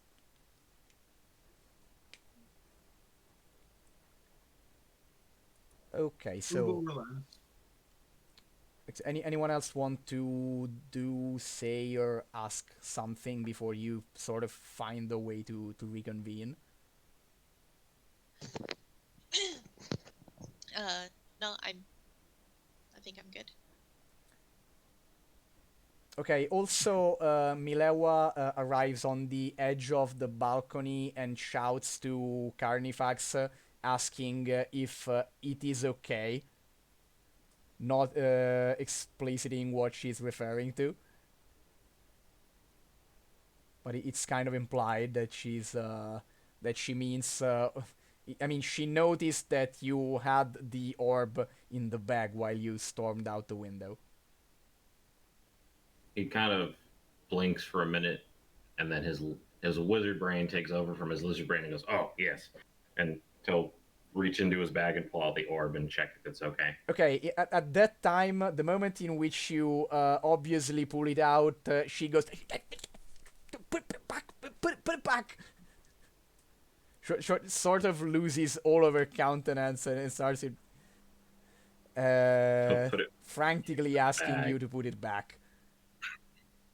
He'll put it back into the bag, and then he'll put his fingers to his head and mutter something and pull out a blue ribbon from the side of his head and tie it to his wrist and go, "For later." Oh, I love that. Also, I love the that the conflict is defined in terms of wizard brain versus lizard brain. That is magnificent. Okay.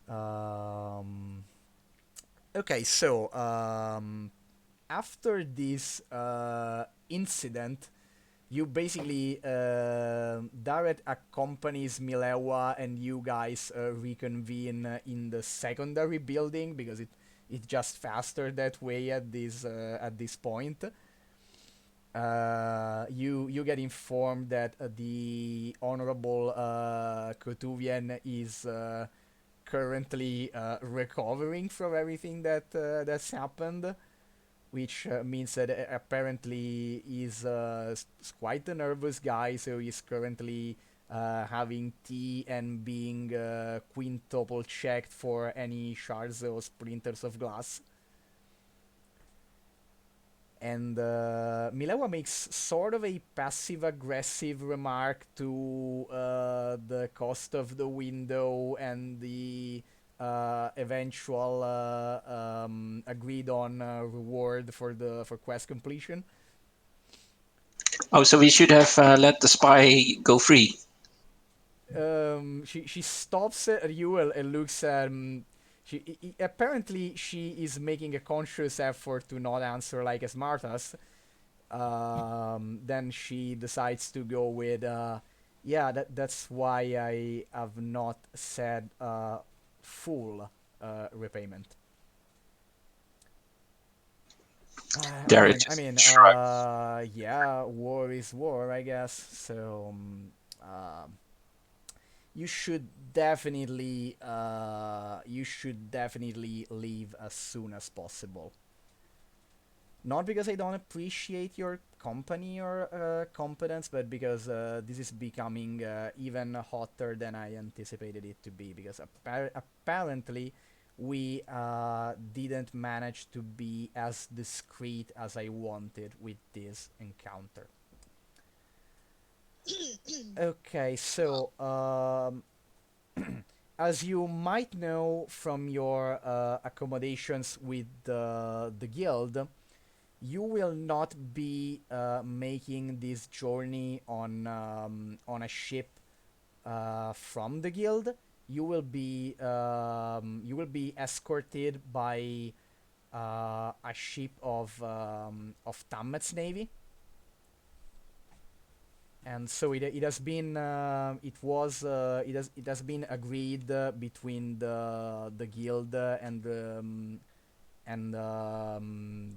noble Kotuvian that for safety, let's say safety and assurance reasons, you will make the journey to the Crimson Atolls on a Tammeth ship that will also be loaded with a small sail ship provided from the Moons on the Wave that you can use when you get closer to the island.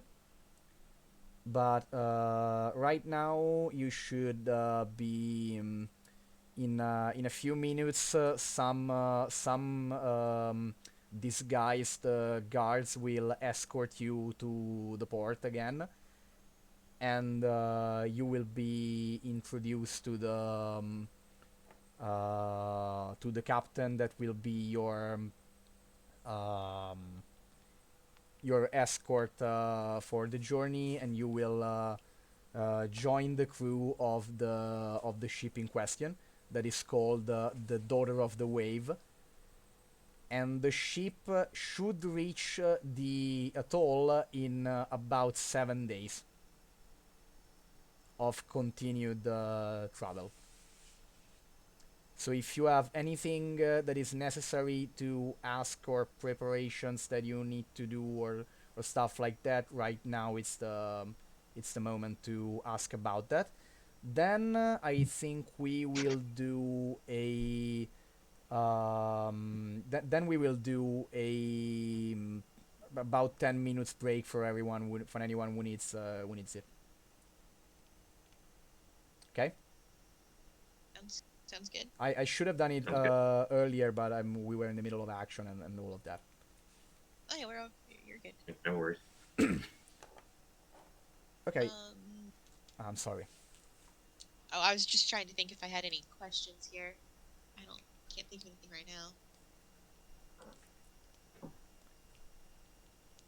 Okay, so if there is not anything pressing, I'm keeping the stream on online. You keep the call online just for layout reason, but you can turn off your cameras if necessary.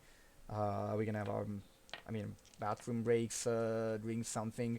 The ones who are still were here can answer to the chat. That's what I will be doing after my bathroom break, and we will reconvene in about 10 minutes for to get back to the adventure. Okay.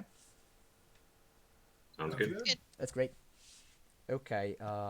So you're we are taking we are officially taking a break right now. See you in a bit. Okay, see you in a bit. The stream is still online, everyone. So if you want to comment, ask questions, whatever, just do that in the chat, and we will be with you. We'll be here. Some of us will be here. Okay, just a sec.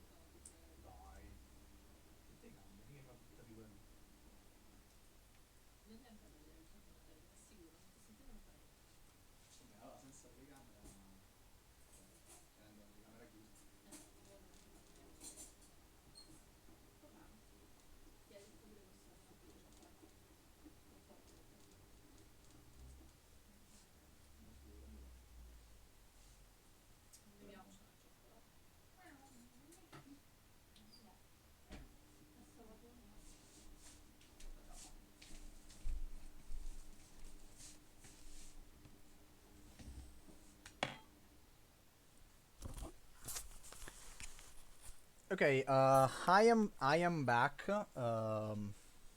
By the way, so having a bit of a snack right now, but I'm still um, still absolutely here with you guys. Mm, Personally, personally, I've been having a lot of fun with how everything went up until now. I was slightly worried it was taking too much time, but I think we went relatively smooth.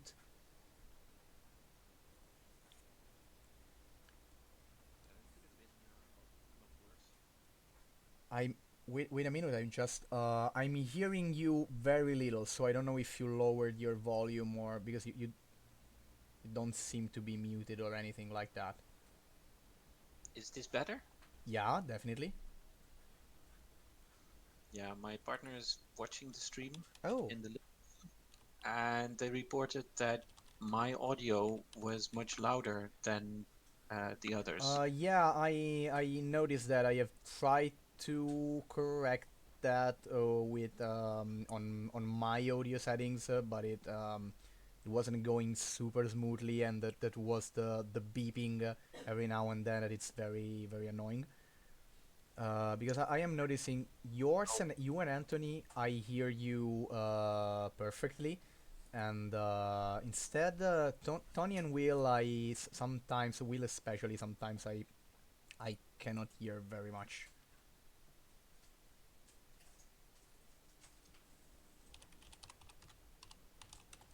So I love the kind of shenanigans that seem to always happen in the action scenes at my table. I am blessed with particularly funny combat encounters. At least on my side, I hope that was funny for you as well. It was always nice to throw a bit of a spanner in the works of the plans of fellow players. Yeah, it's always that it's a particularly okay. I'm switching back to the we are oops. Um, I just went with the wrong stream for a second. Um, it's always fun to have those uh, part of the team is caught up in the area of effect of someone else. I had interesting moments with that on a lot of occasions. It's like I have an interesting moment, particularly with trip inducing AOE's in on a number of occasions. Sorry, I'm putting off my camera for a sec because I'm having a snack. I don't want to force everyone to see me eating.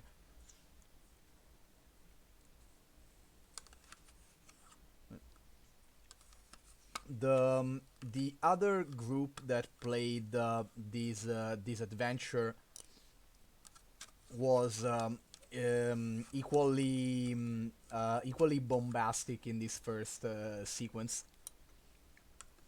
They ended up killing the guy by mistake, by the way. Well, we avoided that. Yeah, you did, and you were very good at cornering him. The scene was kind of hilarious the other time, and also it was they also had a druid, but that druid was more animal focused than Darret. And so in that case as well, we lost the window to the druid. But in that case, it was a combination of summoned eagles plus the broom of flying. So just that was fun.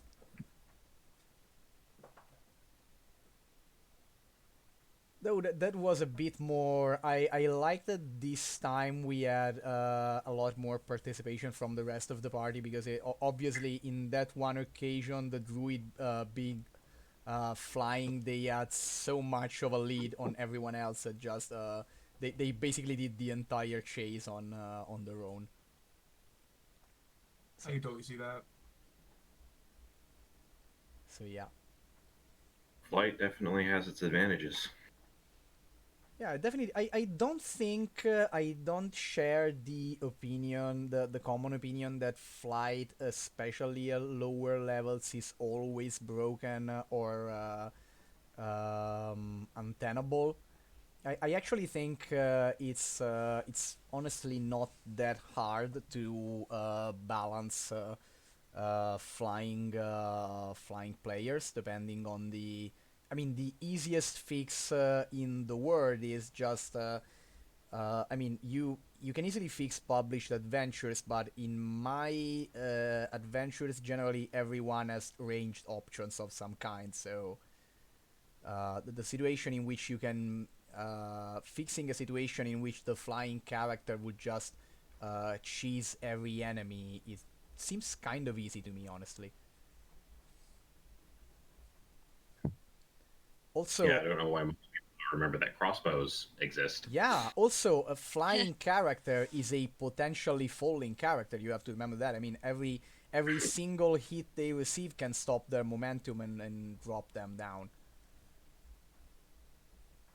So I mean, I don't share the general opinion that flying that for example the arachnogra are super unbalanced and I mean in most cases like also you have dungeons and closed quarter encounters and in those cases flight is that tends to be either useless or an hindrance. And also, if a character flies, I, as the DM, feel authorized to throw them and their party members down pits and shafts a whole lot more. So there's that. We've already shown how good we are at jumping. So. Yeah. I got a +7. I got a +7 to acrobatics, and I didn't roll above a 10. That's the Yeah, yeah. same. Mine's a 6. I saw. In fact, you made a couple of checks, and one was Like 11. sort of Wow. slightly embarrassing, and the other was amazing stuff. Like, I mean that skating chase that happened right after being hanging from the wall. That was just golden. Loved it. Yeah, definitely. I definitely loved it. Okay, so one or 2 minutes, and then we're good to go again. And I think we'll honestly we'll fast forward directly to the port and the encounter with your captain for the ride. Cool. Alrighty. Sounds good. Which I mean, I think you don't. I will anticipate one question you might possibly have. Milewa is going to anticipate that, and is that unfortunately there is almost, at least in Tammeth, there is almost no reliable map of the atolls. It's a few things are known about those, but they are generally the only somewhat successful efforts to map them have been made by the Amerian Enclave, which is not the friendliest of nations to Tammeth in particular on the international scale. I mean, they do have a thriving commerce relationship as of now, but a bit of lore here. Just about 12 years ago, there was there were the so-called Ring Chain Troubles, which were an event in which there was a mainly Emerian blockade against the whole ring chain, and that conflict was solved because Tammeth, which was the biggest of the cities in the ring chain, broke the neutrality it had held up until that point and formally aligned and allied with the Savesi Empire, and so they were able with their with just almost just their navy to break the Emerian blockade and free the rest of the ring chain from almost falling completely under Emerian monopoly. And after that, which was kind of it's sort of it's the that was one of the rare major defeats of the enclave at sea in particular, because they have literally the strongest fleet in the known world, as well as the one with the most with the heaviest employee of war magic. So the fact that they were beaten in that occasion is particularly significant. It's a 12-year-old story, but and right now Tammeth and the Maria have a flourishing commerce relationship, but some things are still not on the greatest of terms, and so in the last 12 years, Maria did make some attempts at exploring and mapping the atolls, but obviously none of that has come into the possession of anyone in Tammeth. So the only thing they can tell you about the atolls, besides the fact that they are the residents of the aforementioned Scorcher Queen, is that they are presumably sort of a bit like Hawaii, in the sense they are a volcanic activity hotspot, and a large zone of relatively shallow sea with a lot of sea level volcanism, and that they are generally avoided by.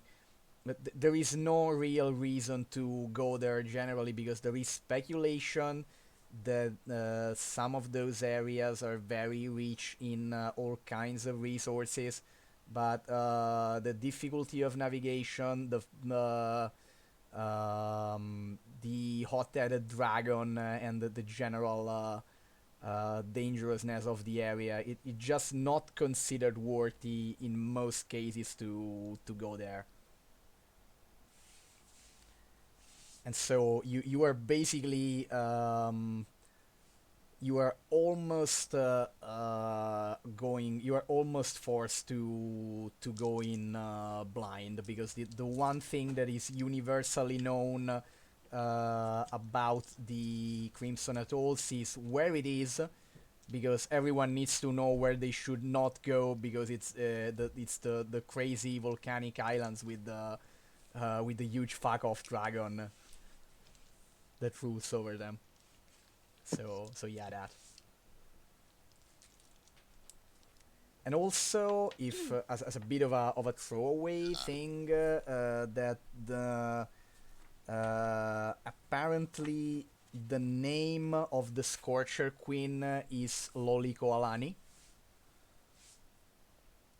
with a K. But besides that, it's it's known.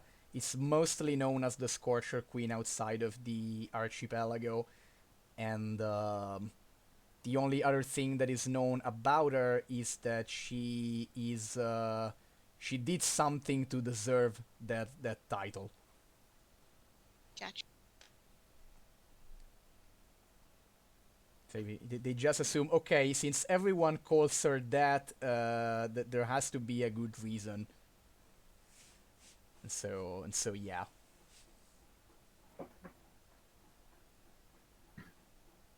Okay, so any questions? Otherwise, we will be back in the port. I think I'm good. I'm all set. Okay. So once you are in the port, you are introduced to your captain and crew for the journey. The captain is a very dark-skinned volcano dwarf that is sort of, imagine if you have seen Lost, imagine start from Sahid and then imagine him with even darker skin, harder facial traits, and with the proportions of Gimli, basically, and some fire-like tattoos on the shoulder. And this guy is Hawalo Vulcan Wave, which I'm gonna write somewhere here in the chat from you.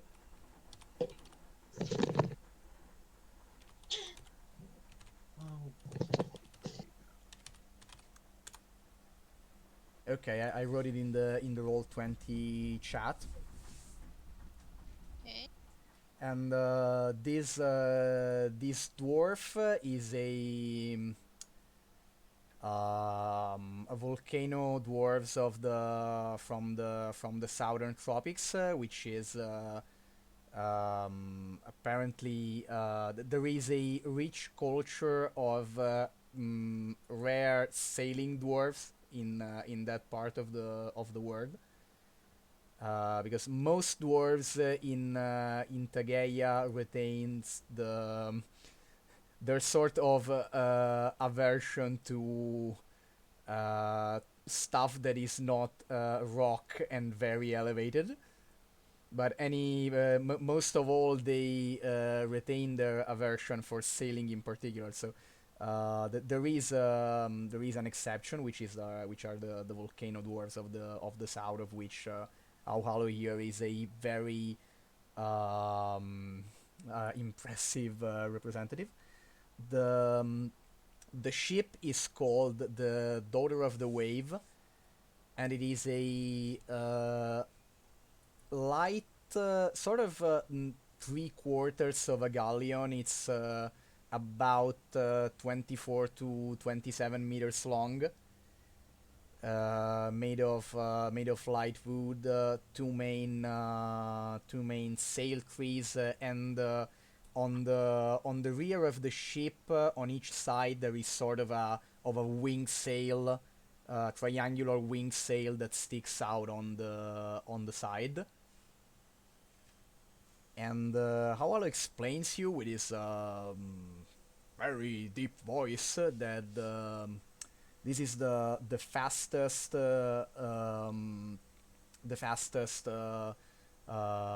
mercantile and the fastest medium weight mercantile ship in the Tammeth fleet.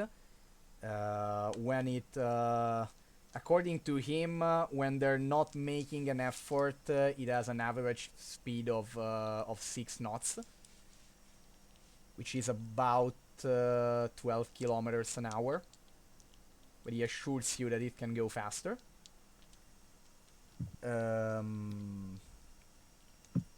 He introduces you to the crew, of which the most relevant member is an elf, a dark-skinned elf named Rize, which is most relevant because he apparently has a hippogriff mount, and he's the reconnaissance officer of the daughter.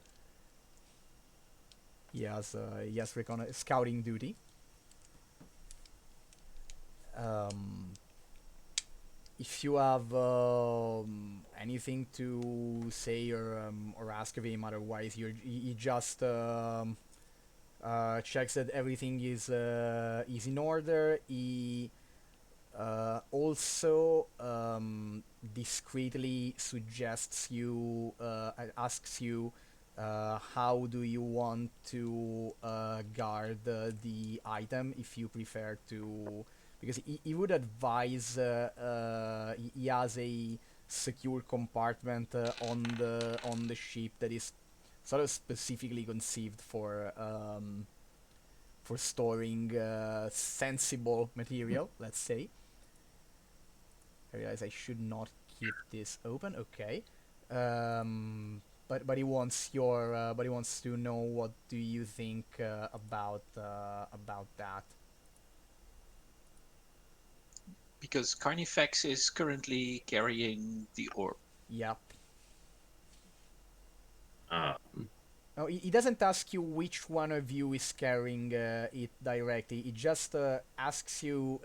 He just sort of makes sure that you have it and that it's okay, and then suggests that you could discreetly secure it in the ship's vault for the duration of the journey to the edges of the atoll, but waits for your waits for your response to that proposition. would I have a chance to play with it, so to speak, if it's in the vault? Because if not, I'd rather have it with me. Um, you okay? He thinks about it for a bit, and then he suggests that perhaps you can study it right away, maybe supervision by him if that is not an issue. And then if you determine with your if you determine that you can, after you have extracted informations that you might need, you could then put it in the vault if you prefer to, because what he wants to avoid, he would give you permission to examine it after it's in the vault, but he wants to avoid having it moved too much inside and outside of it. So it also tells you, yeah, if you have to do if you have to do some sort of research on it, do it basically as soon as we get on the ship and in the most discreet way possible, and then keep it hidden until we get to the atolls. Right, and I will conduct my research as quickly as possible then, since you soft skins seem to be so nervous all the time. Okay, he takes it surprisingly well. Apparently, everyone gets on board, and finally, your journey to the Crimson Atolls starts in earnest with the Daughter of the Waves sailing from Tammeth around around, let's say, around noon, a little bit later than that. So the journey starts in the best way possible, basically, because as soon as you are a bit offshore from the port, you get notice that basically you do the crew will do the necessary maneuvers to switch to open sea navigation, and then it's time for lunch. And so remind me again of your passive perception. 11. Okay. 12. 16. And it's 16 for Darut. Okay. So you start sailing away from the beautiful warm island of Tammeth, and you notice that in getting away from the town, the ship passes very close to a pillar of apparently natural white, very reflective granite. There is this huge natural pillar of rock, some sort 50 meters high above sea level, with a lot of other rocky outcrops around it. And from the top of this very impressive structure, there is this a bit after you passed it, there is this albatross that took flight from the top and is currently following your ship. It was it's kind of quite a big bird, also slightly unusual for this season and the location, but it clearly took off and headed straight. It's obviously following you. We all notice that, or Yeah. It's not at all subtle in its maneuvering.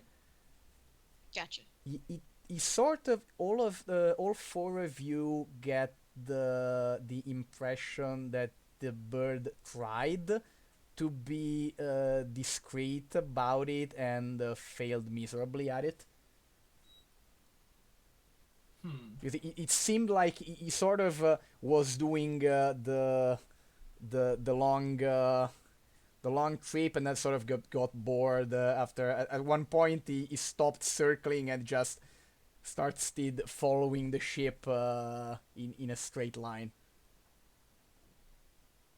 I'll look for the nearest like party member and just kind of nod towards the bird, like that thing's following, right? Not just me. Darrett is standing at the back of the ship, staring straight at this albatross, thinking,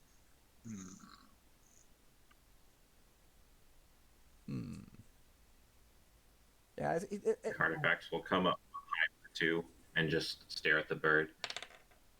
Should we interrogate the bird or is it lunch? I am getting hungry. you notice a similar look from the hippogriff that is unfortunately chained on deck right now. So for the hippogriff, interrogating the albatross and lunch could be the exact same thing. Yeah, for the hippogriff, it could be the.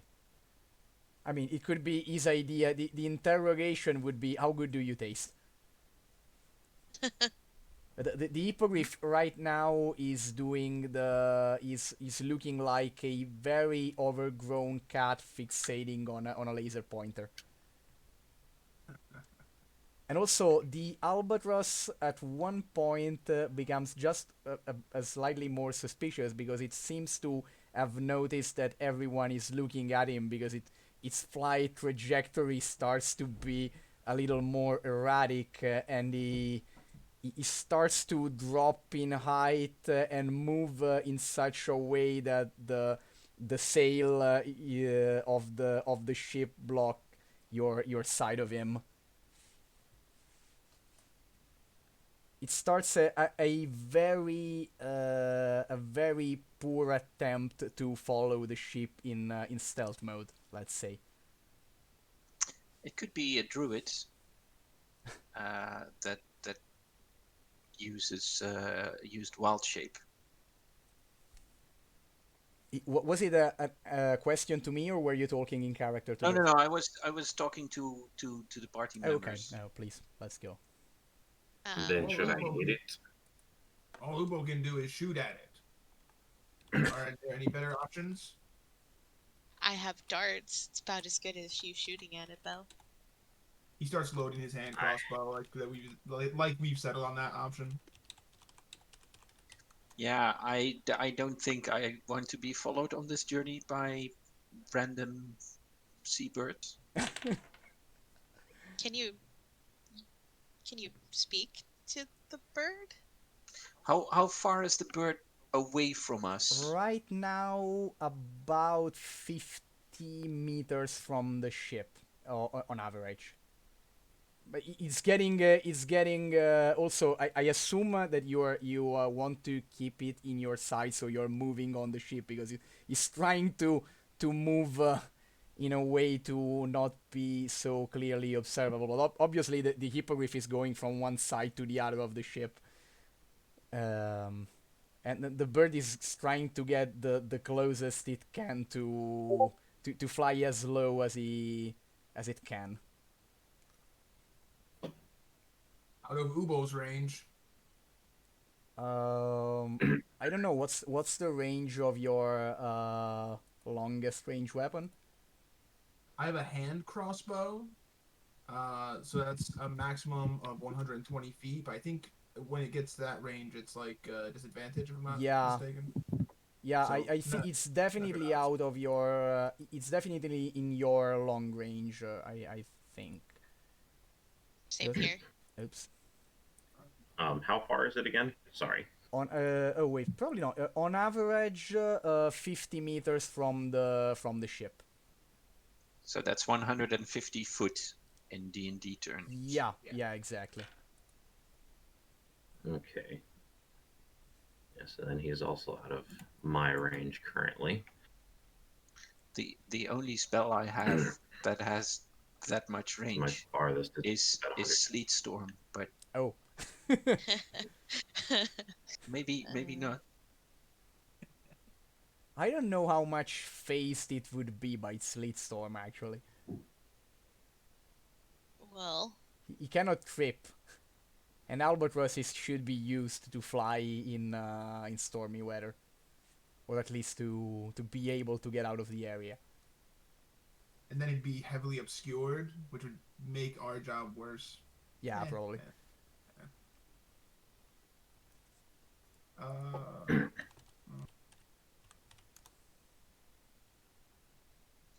I mean, we could shoot at it. I mean, we'd miss, but we'd send a message to the albatross saying, "We know you're there. We know you're following us." That's a nice idea. is there any sort of crow's nest or anything like that on this ship, or is it like too small for that? You mean the The mast at the top yeah, has that. yeah, exactly. Yeah, there is no, there is one on the central let's say the second mast. We could try to get a little higher and see about attacking from there. I mean, if the albatross is looking at you, it would probably be able to get out of range to move accordingly, because apparently, at least the way in which you are pretty sure it has good enough sight to judge your movement from its current position. Well, Carnifax has two plans. One could work, and if it doesn't, I have another thought.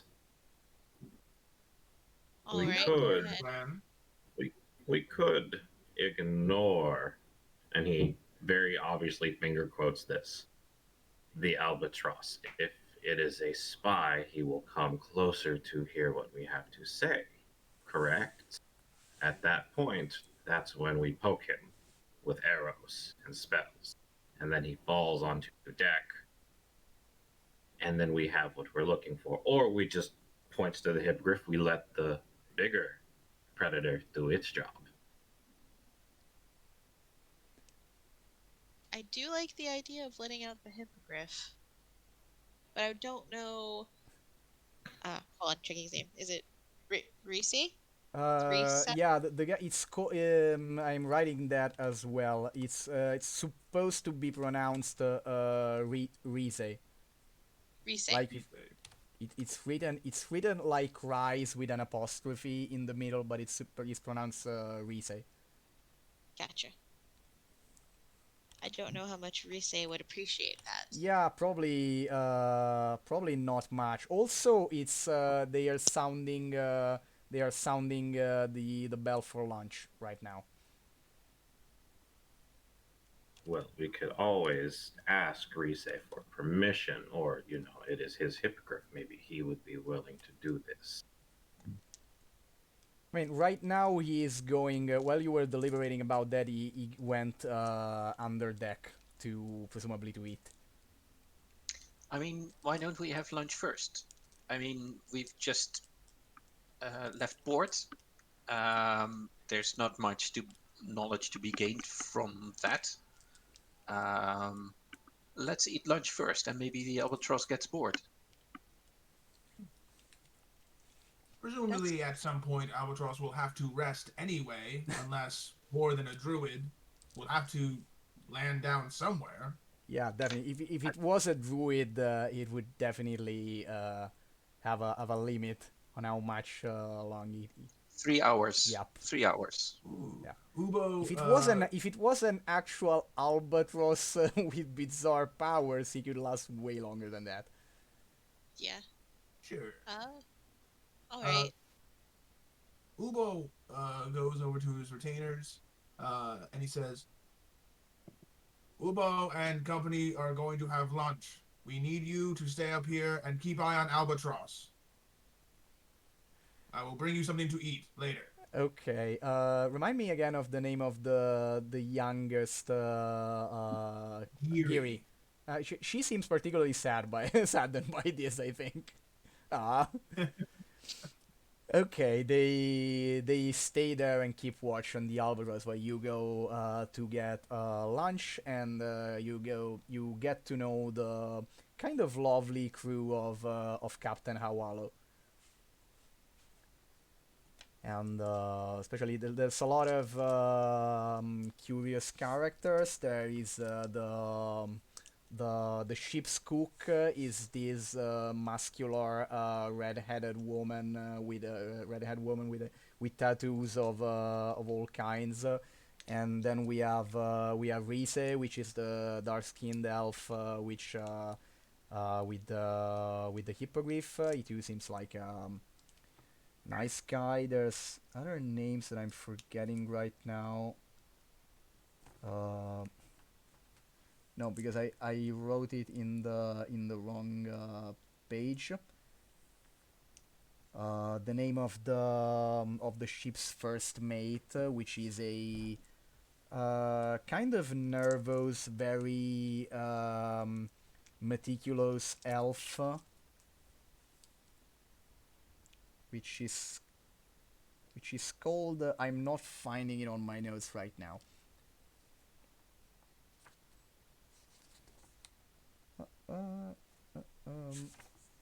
Okay, found it. Okay, which is called Vision. Is the first mate. Talkative, a bit logoroic, perhaps. It looks like he thinks faster than his mouth can speak, and so sometimes he trips on his own words. In any way, there's quite the amiable characters in here, and let me note that. Okay. And so after a while, Giri comes down the stairs and gestures at Ubo and tells him in Draconic then the bird dived and didn't come up. On which side of ship did bird dive to?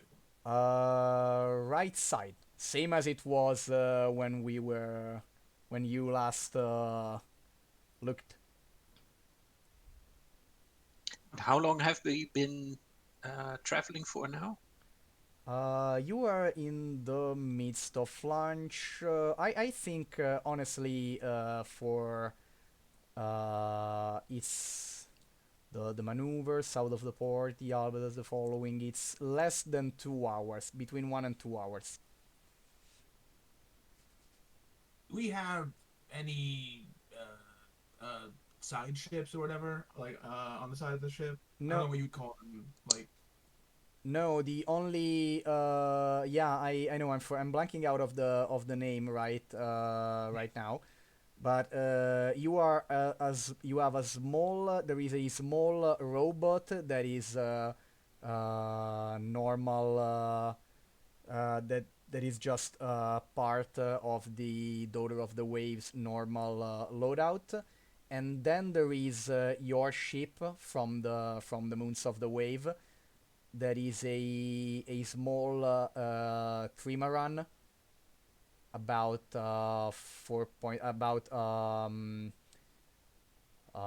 15 feet long, and no. that is currently on deck, tied and with the sail and mast folded.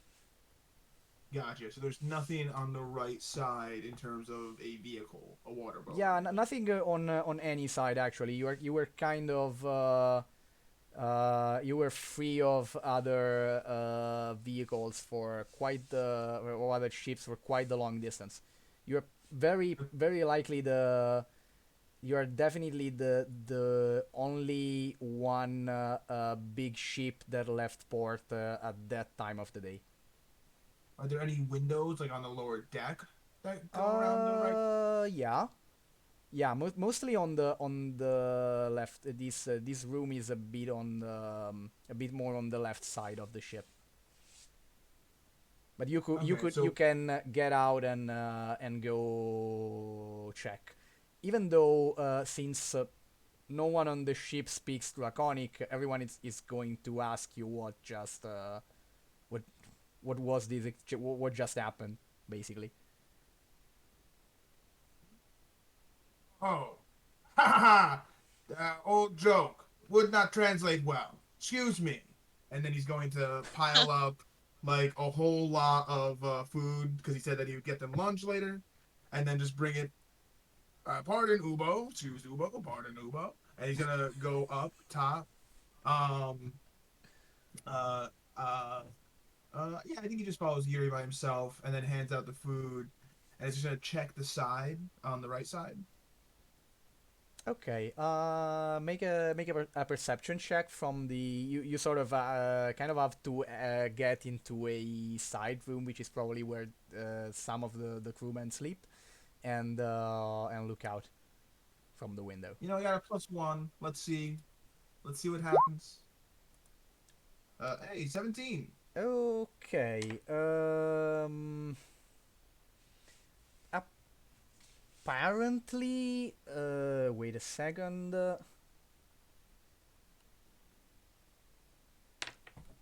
Oh crap! I just dropped the dice. It doesn't count if it's on the floor. So if you got a nat 20, Okay. doesn't No, but count. it was a percentile dice. Okay, so apparently nothing on that side. You're pretty sure it's clear and calm sea out for a long while on the right side of the ship. Got it. All right. So nothing interesting on the right side. It dived. Mm, yeah, there's nothing else I can think of doing. He goes back uh, down to join his companions in the mess hall. Okay, the rest of the crew asks if everything was okay. And then Rize looks at you for a while, and he asks if what happened has anything to do with the fact that the hippogriff seemed very absorbed into something before they came down to lunch. Mm, mm. Uh, Ubo is going to say, well, Ubo's retainers need to eat as well. Uh, we did notice a strange bird earlier that seemed to catch your hippogriff's attention. A strange bird, you say? What do you mean by strange?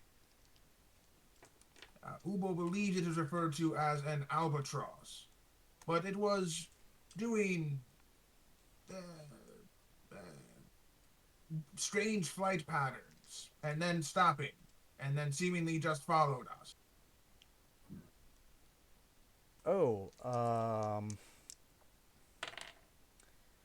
Before disappearing on right side of ship. so you say a bird is following us? That's Ubo can only say what he has seen.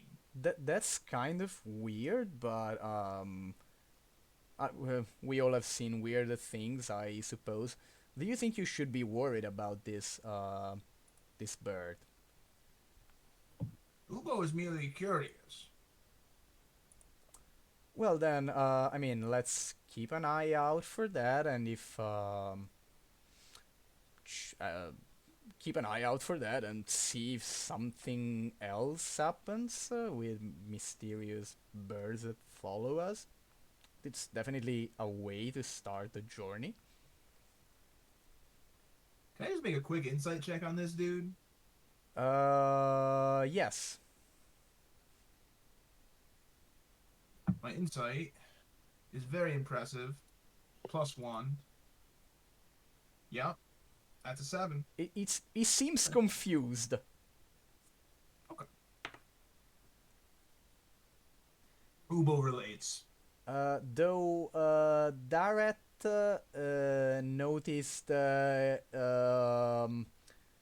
noticed him looking at the captain for half a second after you explained about the bird, but the captain stayed kept quite the poker face. Ubo clocks none of this. Goes back to eating. Okay. Okay, so yeah, the lunch goes on smoothly enough, and um, I said lunch goes on smoothly enough, and the other members of the crew ask about you guys, your past adventures, whatever. Where have you been at? What have you done? They try to get to know you generally because they will be sailing with you to a rather dangerous place and for a somewhat long time. So they want to know who they are. Um,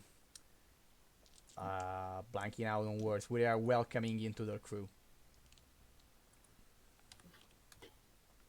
Althana will definitely, share stories and be fairly personable. Okay, so they're definitely interested by, in particular, the cook seems quite intrigued by the whole heir of a noble family that is trying to make fortune of on her own. You sort of seem to understand she is one of the kind of people who generally thinks most of nobility is made of somewhat pampered or spoiled people, and so she definitely appreciates what seems like a competent exception to the rules. Good, good. Althana enjoys that. Kind of seeks acceptance like that. So So then you also get a couple of questions by Vizian, the first mate, about he tells you that he has children that would be very curious to that are apparently very curious about kobolds in particular, because they wonder they asked him a lot of questions about Kobold, ranging from if you lay eggs or not, or if you eat something different, or so kind of they are curious about a lot of kobold related stuff. So he would love to have some stories to tell about that. Ubo is all about that, and he doesn't take like insult at all, like personally. He just like, no, they do not lay eggs. Da da da da da da. Da. Like he doesn't shut up. I'm not gonna act it out because it would actually be annoying for me to act it out. Yeah. But he is like nonstop. Absolutely tells them every infinitesimal detail that doesn't even matter. Goes off on tangents, comes back around. Just huge. Okay, so at one point, everyone is seems kind of exhausted by the question, except Vizian, which is fixating on your words, and the captain looks at the cook and sort of goes like, "Can you? I mean, can you either bring something really that will force him to eat, or call it quits for the lunch?" And Uh, at that point, the cook says no, she's going to end the lunch for now, because they need to get the ship up to decent speed, and anyway um, she wants to save stuff for dinner. Apparently she has something egg based in mind for dinner. Oh. Carnifax immediately perks. Okay, she notices that, and she asks you about if you do like how do you like eggs, because she does a number of apparently they're one of her favorite ingredients. As long as there are eggs on my plate, you can give them to me raw, you can give them to me cooked in any way. Hmm. I will eat all of your eggs. Oh. So she asks you how are you, if and how much are you into, especially cakes and bakery related stuff. Because I actually don't know, especially if you are a somewhat saltwater like crocodile, how does your taste for sweeter stuff like that actually physically works? I would assume that Carnifax isn't used to sweets. It's Definitely. probably mostly roughage and meat that he goes after. I mean, sweet fruit would probably be something that he's had before, but not necessarily pastries or anything like Oh, that. definitely. Okay, then she's gonna make an experiment tonight. And Carnifax is okay, at this point, at this point, okay. Um, Apparently, always in the realm of not being exactly discreet. At this point of the conversation, you guys realize that in the last minute, there was this apparently on the exterior of the closest window, um, in the of this particular room, there was this gecko on the glass for apparently at least the last minute, which is kind of weird, especially because he seems to be trying to turn his head in a way in which one of the eye looks inside. I will kind of, as discreetly as possible, ask Darrett. That definitely seems to match a druid, maybe, if there's something like that going on now, don't you think? If something like that is going on, yes. Could be. I don't know.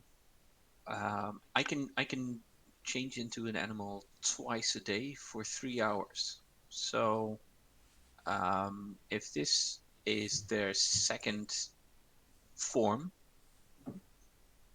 then in 3 hours they'll turn back into a human or into their original form. Okay. Should we wait them out? Perhaps discuss this in other language than common. Perhaps Draconic. In case. At this point, the rest of the crew has caught on to the fact that you're talking about something, and there is once again a general turning towards the glass window that causes the gecko to go and sort of awkwardly skitter away. Yeah, That that is not window a spot you would expect to find a gecko. It's definitely isn't. So, how much time do we have at most? Because I think we are Oh, yeah. almost done. I can be here for another 10 minutes. Okay. Okay, So let's make see it, if we can wrap it up. we'll make it 10 minutes at most. Okay. At this point, Rize is okay. I definitely saw that. What do we do about these animal stalkers we apparently got?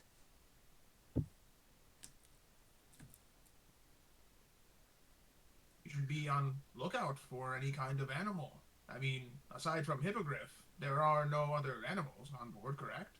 Yeah, I think I should go. I think I should go see Rock and maybe tie him a bit tighter, because if that things get if you want to catch this clandestine alive, I don't think he will cooperate. And then he then he stands up and goes and starts to go upstairs after another look at the captain that nods. And we all clock that. Yeah, that is quite obvious this time. The captain still has the poker face, but this time the interaction was plain to see. Public. Yeah. Okay, so anyone? I would be fine with waiting this out. I mean, we'll be at sea for what, 7 days? Sooner or later, even if it's additional spells or whatever, sooner or later they'll run out, and then we'll see what happens. Okay, so good. Lunch is officially over, and you see a sort of you hear a bit of a ruckus on deck over you, because apparently Rize has had a bit of someone steered something steered the hippogriff, and Rize had a bit of trouble tying it down further. But otherwise, the journey continues, and you keep on the look for other weird sightings, and in fact, a couple of other weird sightings do happen around the day, because at one point there is a group of dolphins that starts to coast in the trail of the ship, but there are about 6 dolphins. One of them is at one point is visibly mismatched in pattern with the others. It's clearly it's not a super stark difference, but especially to Dareth, it's clearly of the wrong species. Um, Related to the rest of the uh, pod, I think is pod only for orcas. And I mean, we get what you mean at least. excuse me. Oh, I mean, we get what you mean by pod at least. Yeah. Yeah. Okay, great. And yeah, that happens at one point, and then there is a around the evening. Roll a perception check. All of us. Yeah.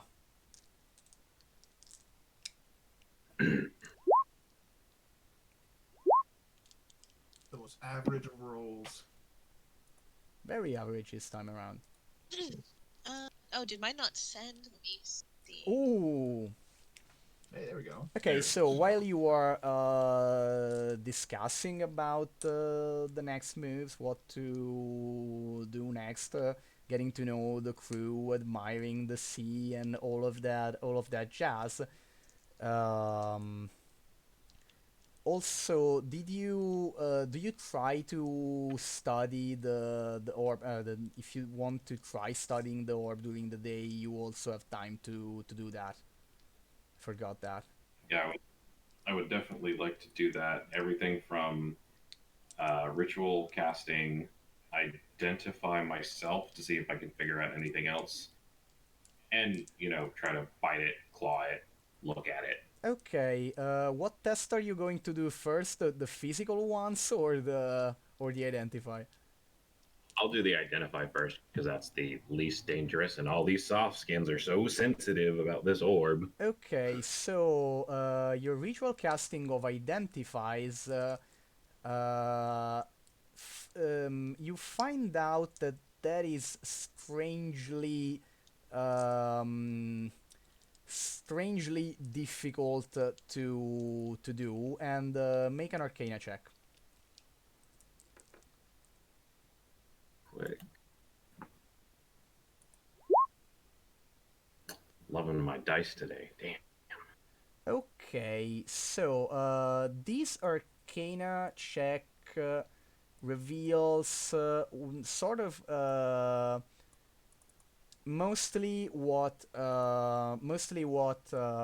Milewa already told you, which is that this item requires a bit more of details about that.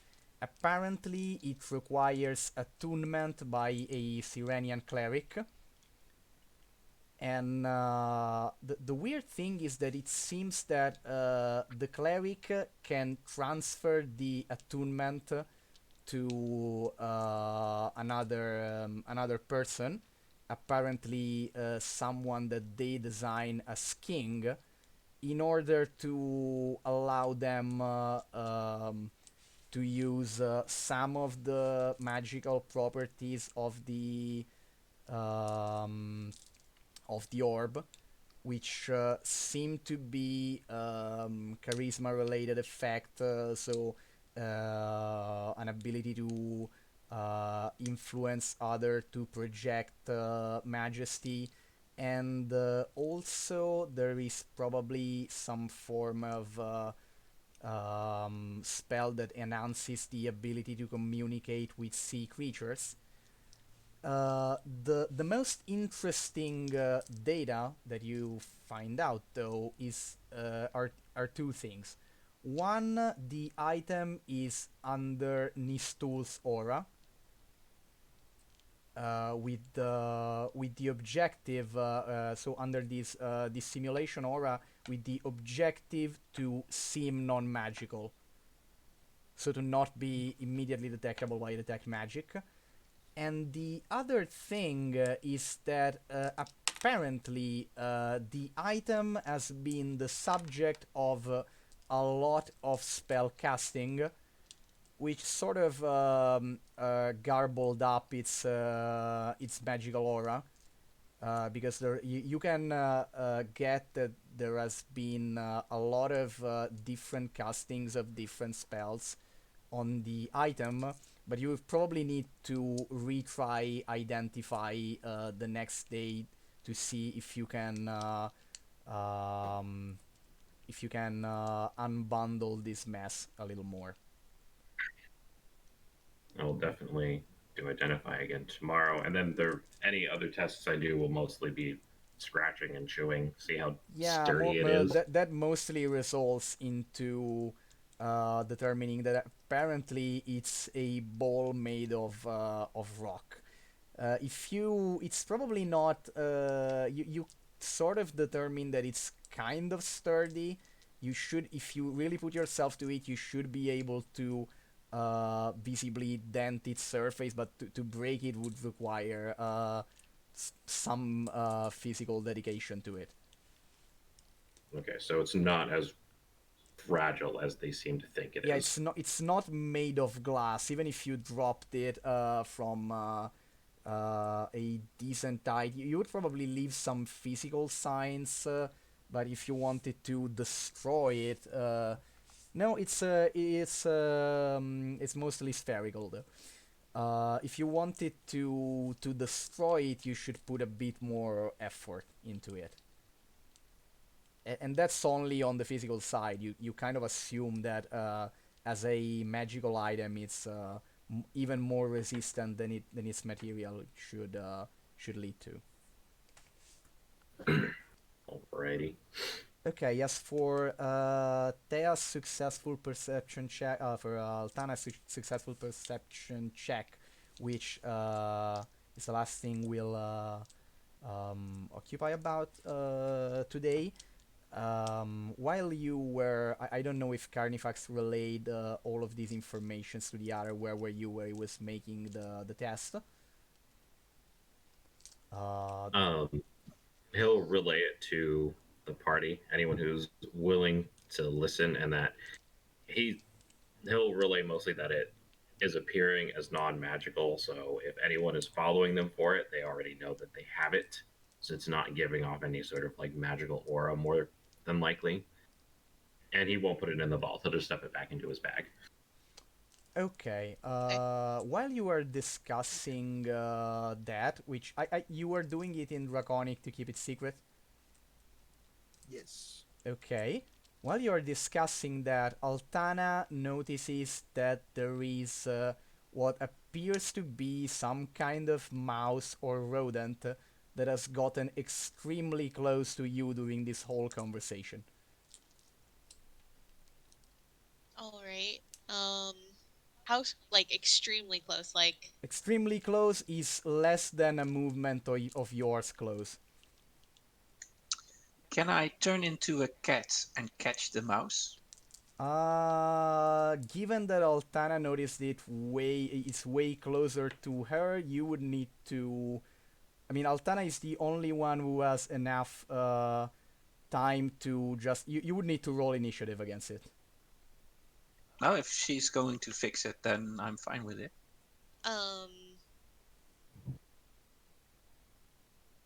I want to kind of sneak up on it if that is possible. I mean, Like depends on what you mean by sneak up. The closest thing you can Like- actually do is sort of move backwards without being obvious and then try to snag it quickly. like like come up on it without it seeming like I'm walking towards the mouse. Like I'm just going in that direction. Yeah, you can do And you can then do kind a of, stealth like- you can do a stealth check. Alrighty. 1 second. Double checking my boots real fast. I don't think this relies on me moving silently. No, I think it relies more on you not letting out that you are trying to get in range to grab it. Yeah, okay, so it's just a straight roll. It for this relies more on you basically pretending to just not have noticed it. one. Oh, oops. It might have rolled 2 regardless because I have a little Oops. advantage tag on it. Okay, no problem. Okay, so Oh, it's C20 for. Okay, so you basically get within arm's length of the mouse while not looking at it, and you know you've done it.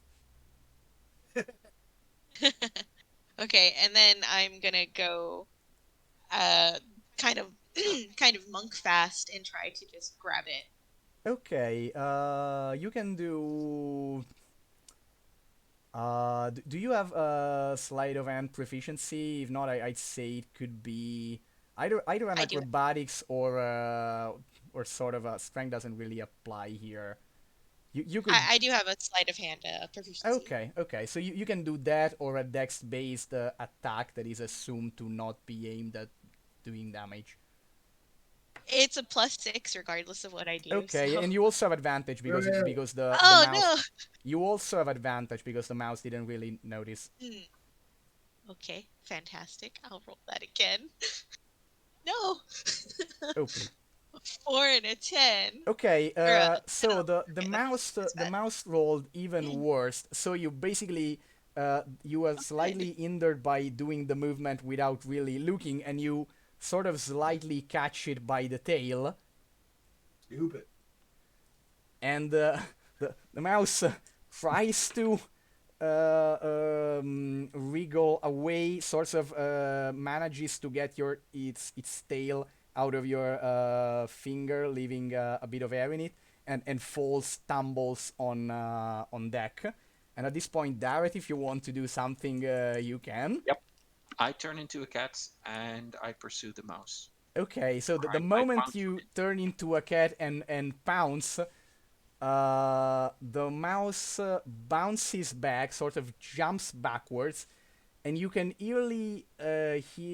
clearly hear a squeak that sounds something like no, okay, no, and then there is a flash of light.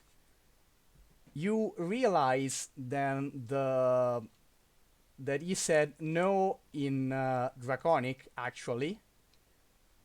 And when the flash of light is over, not exactly standing, but before you, slightly cornered against the side of the ship, looking at you, slightly worried, there is a bronze dragon wyrmling, very wide-eyed and wide-jawed. That is okay. So This seems like the perfect cliffhanger to exactly. end this session. Exactly. Is that? Let's talk this out, shall we? And we'll end it on this note. Wow. Yeah. Alrighty. All right, let me add that to my notes. Right? Bronze Dragon Wormling, WTF. I'm Okay. processing so many emotions right now. Oh yeah, Ubo right now is oh This is the closest he's ever gotten. Ever. yeah. You're literally within meters of an actual dragon. Oh. Oh, baby. Oh. That's I love introducing this character. Okay, we'll see each other next time to discover what's up with this dragon. What's up with the Crimson Atolls? Will our heroes manage to get the Eye of the King back to the lair of the Scorcher Queen in time? This has been episode 1 of Revenge of the Scorcher Queen. The Eye and the Daughter, we could call it like that. This has been my amazing cast. I've been your DM, Fabrizio. It's been a pleasure to have you, and we will see every one of you next Saturday. Bye bye. I love all of you. Peace. Bye. Adios, stream.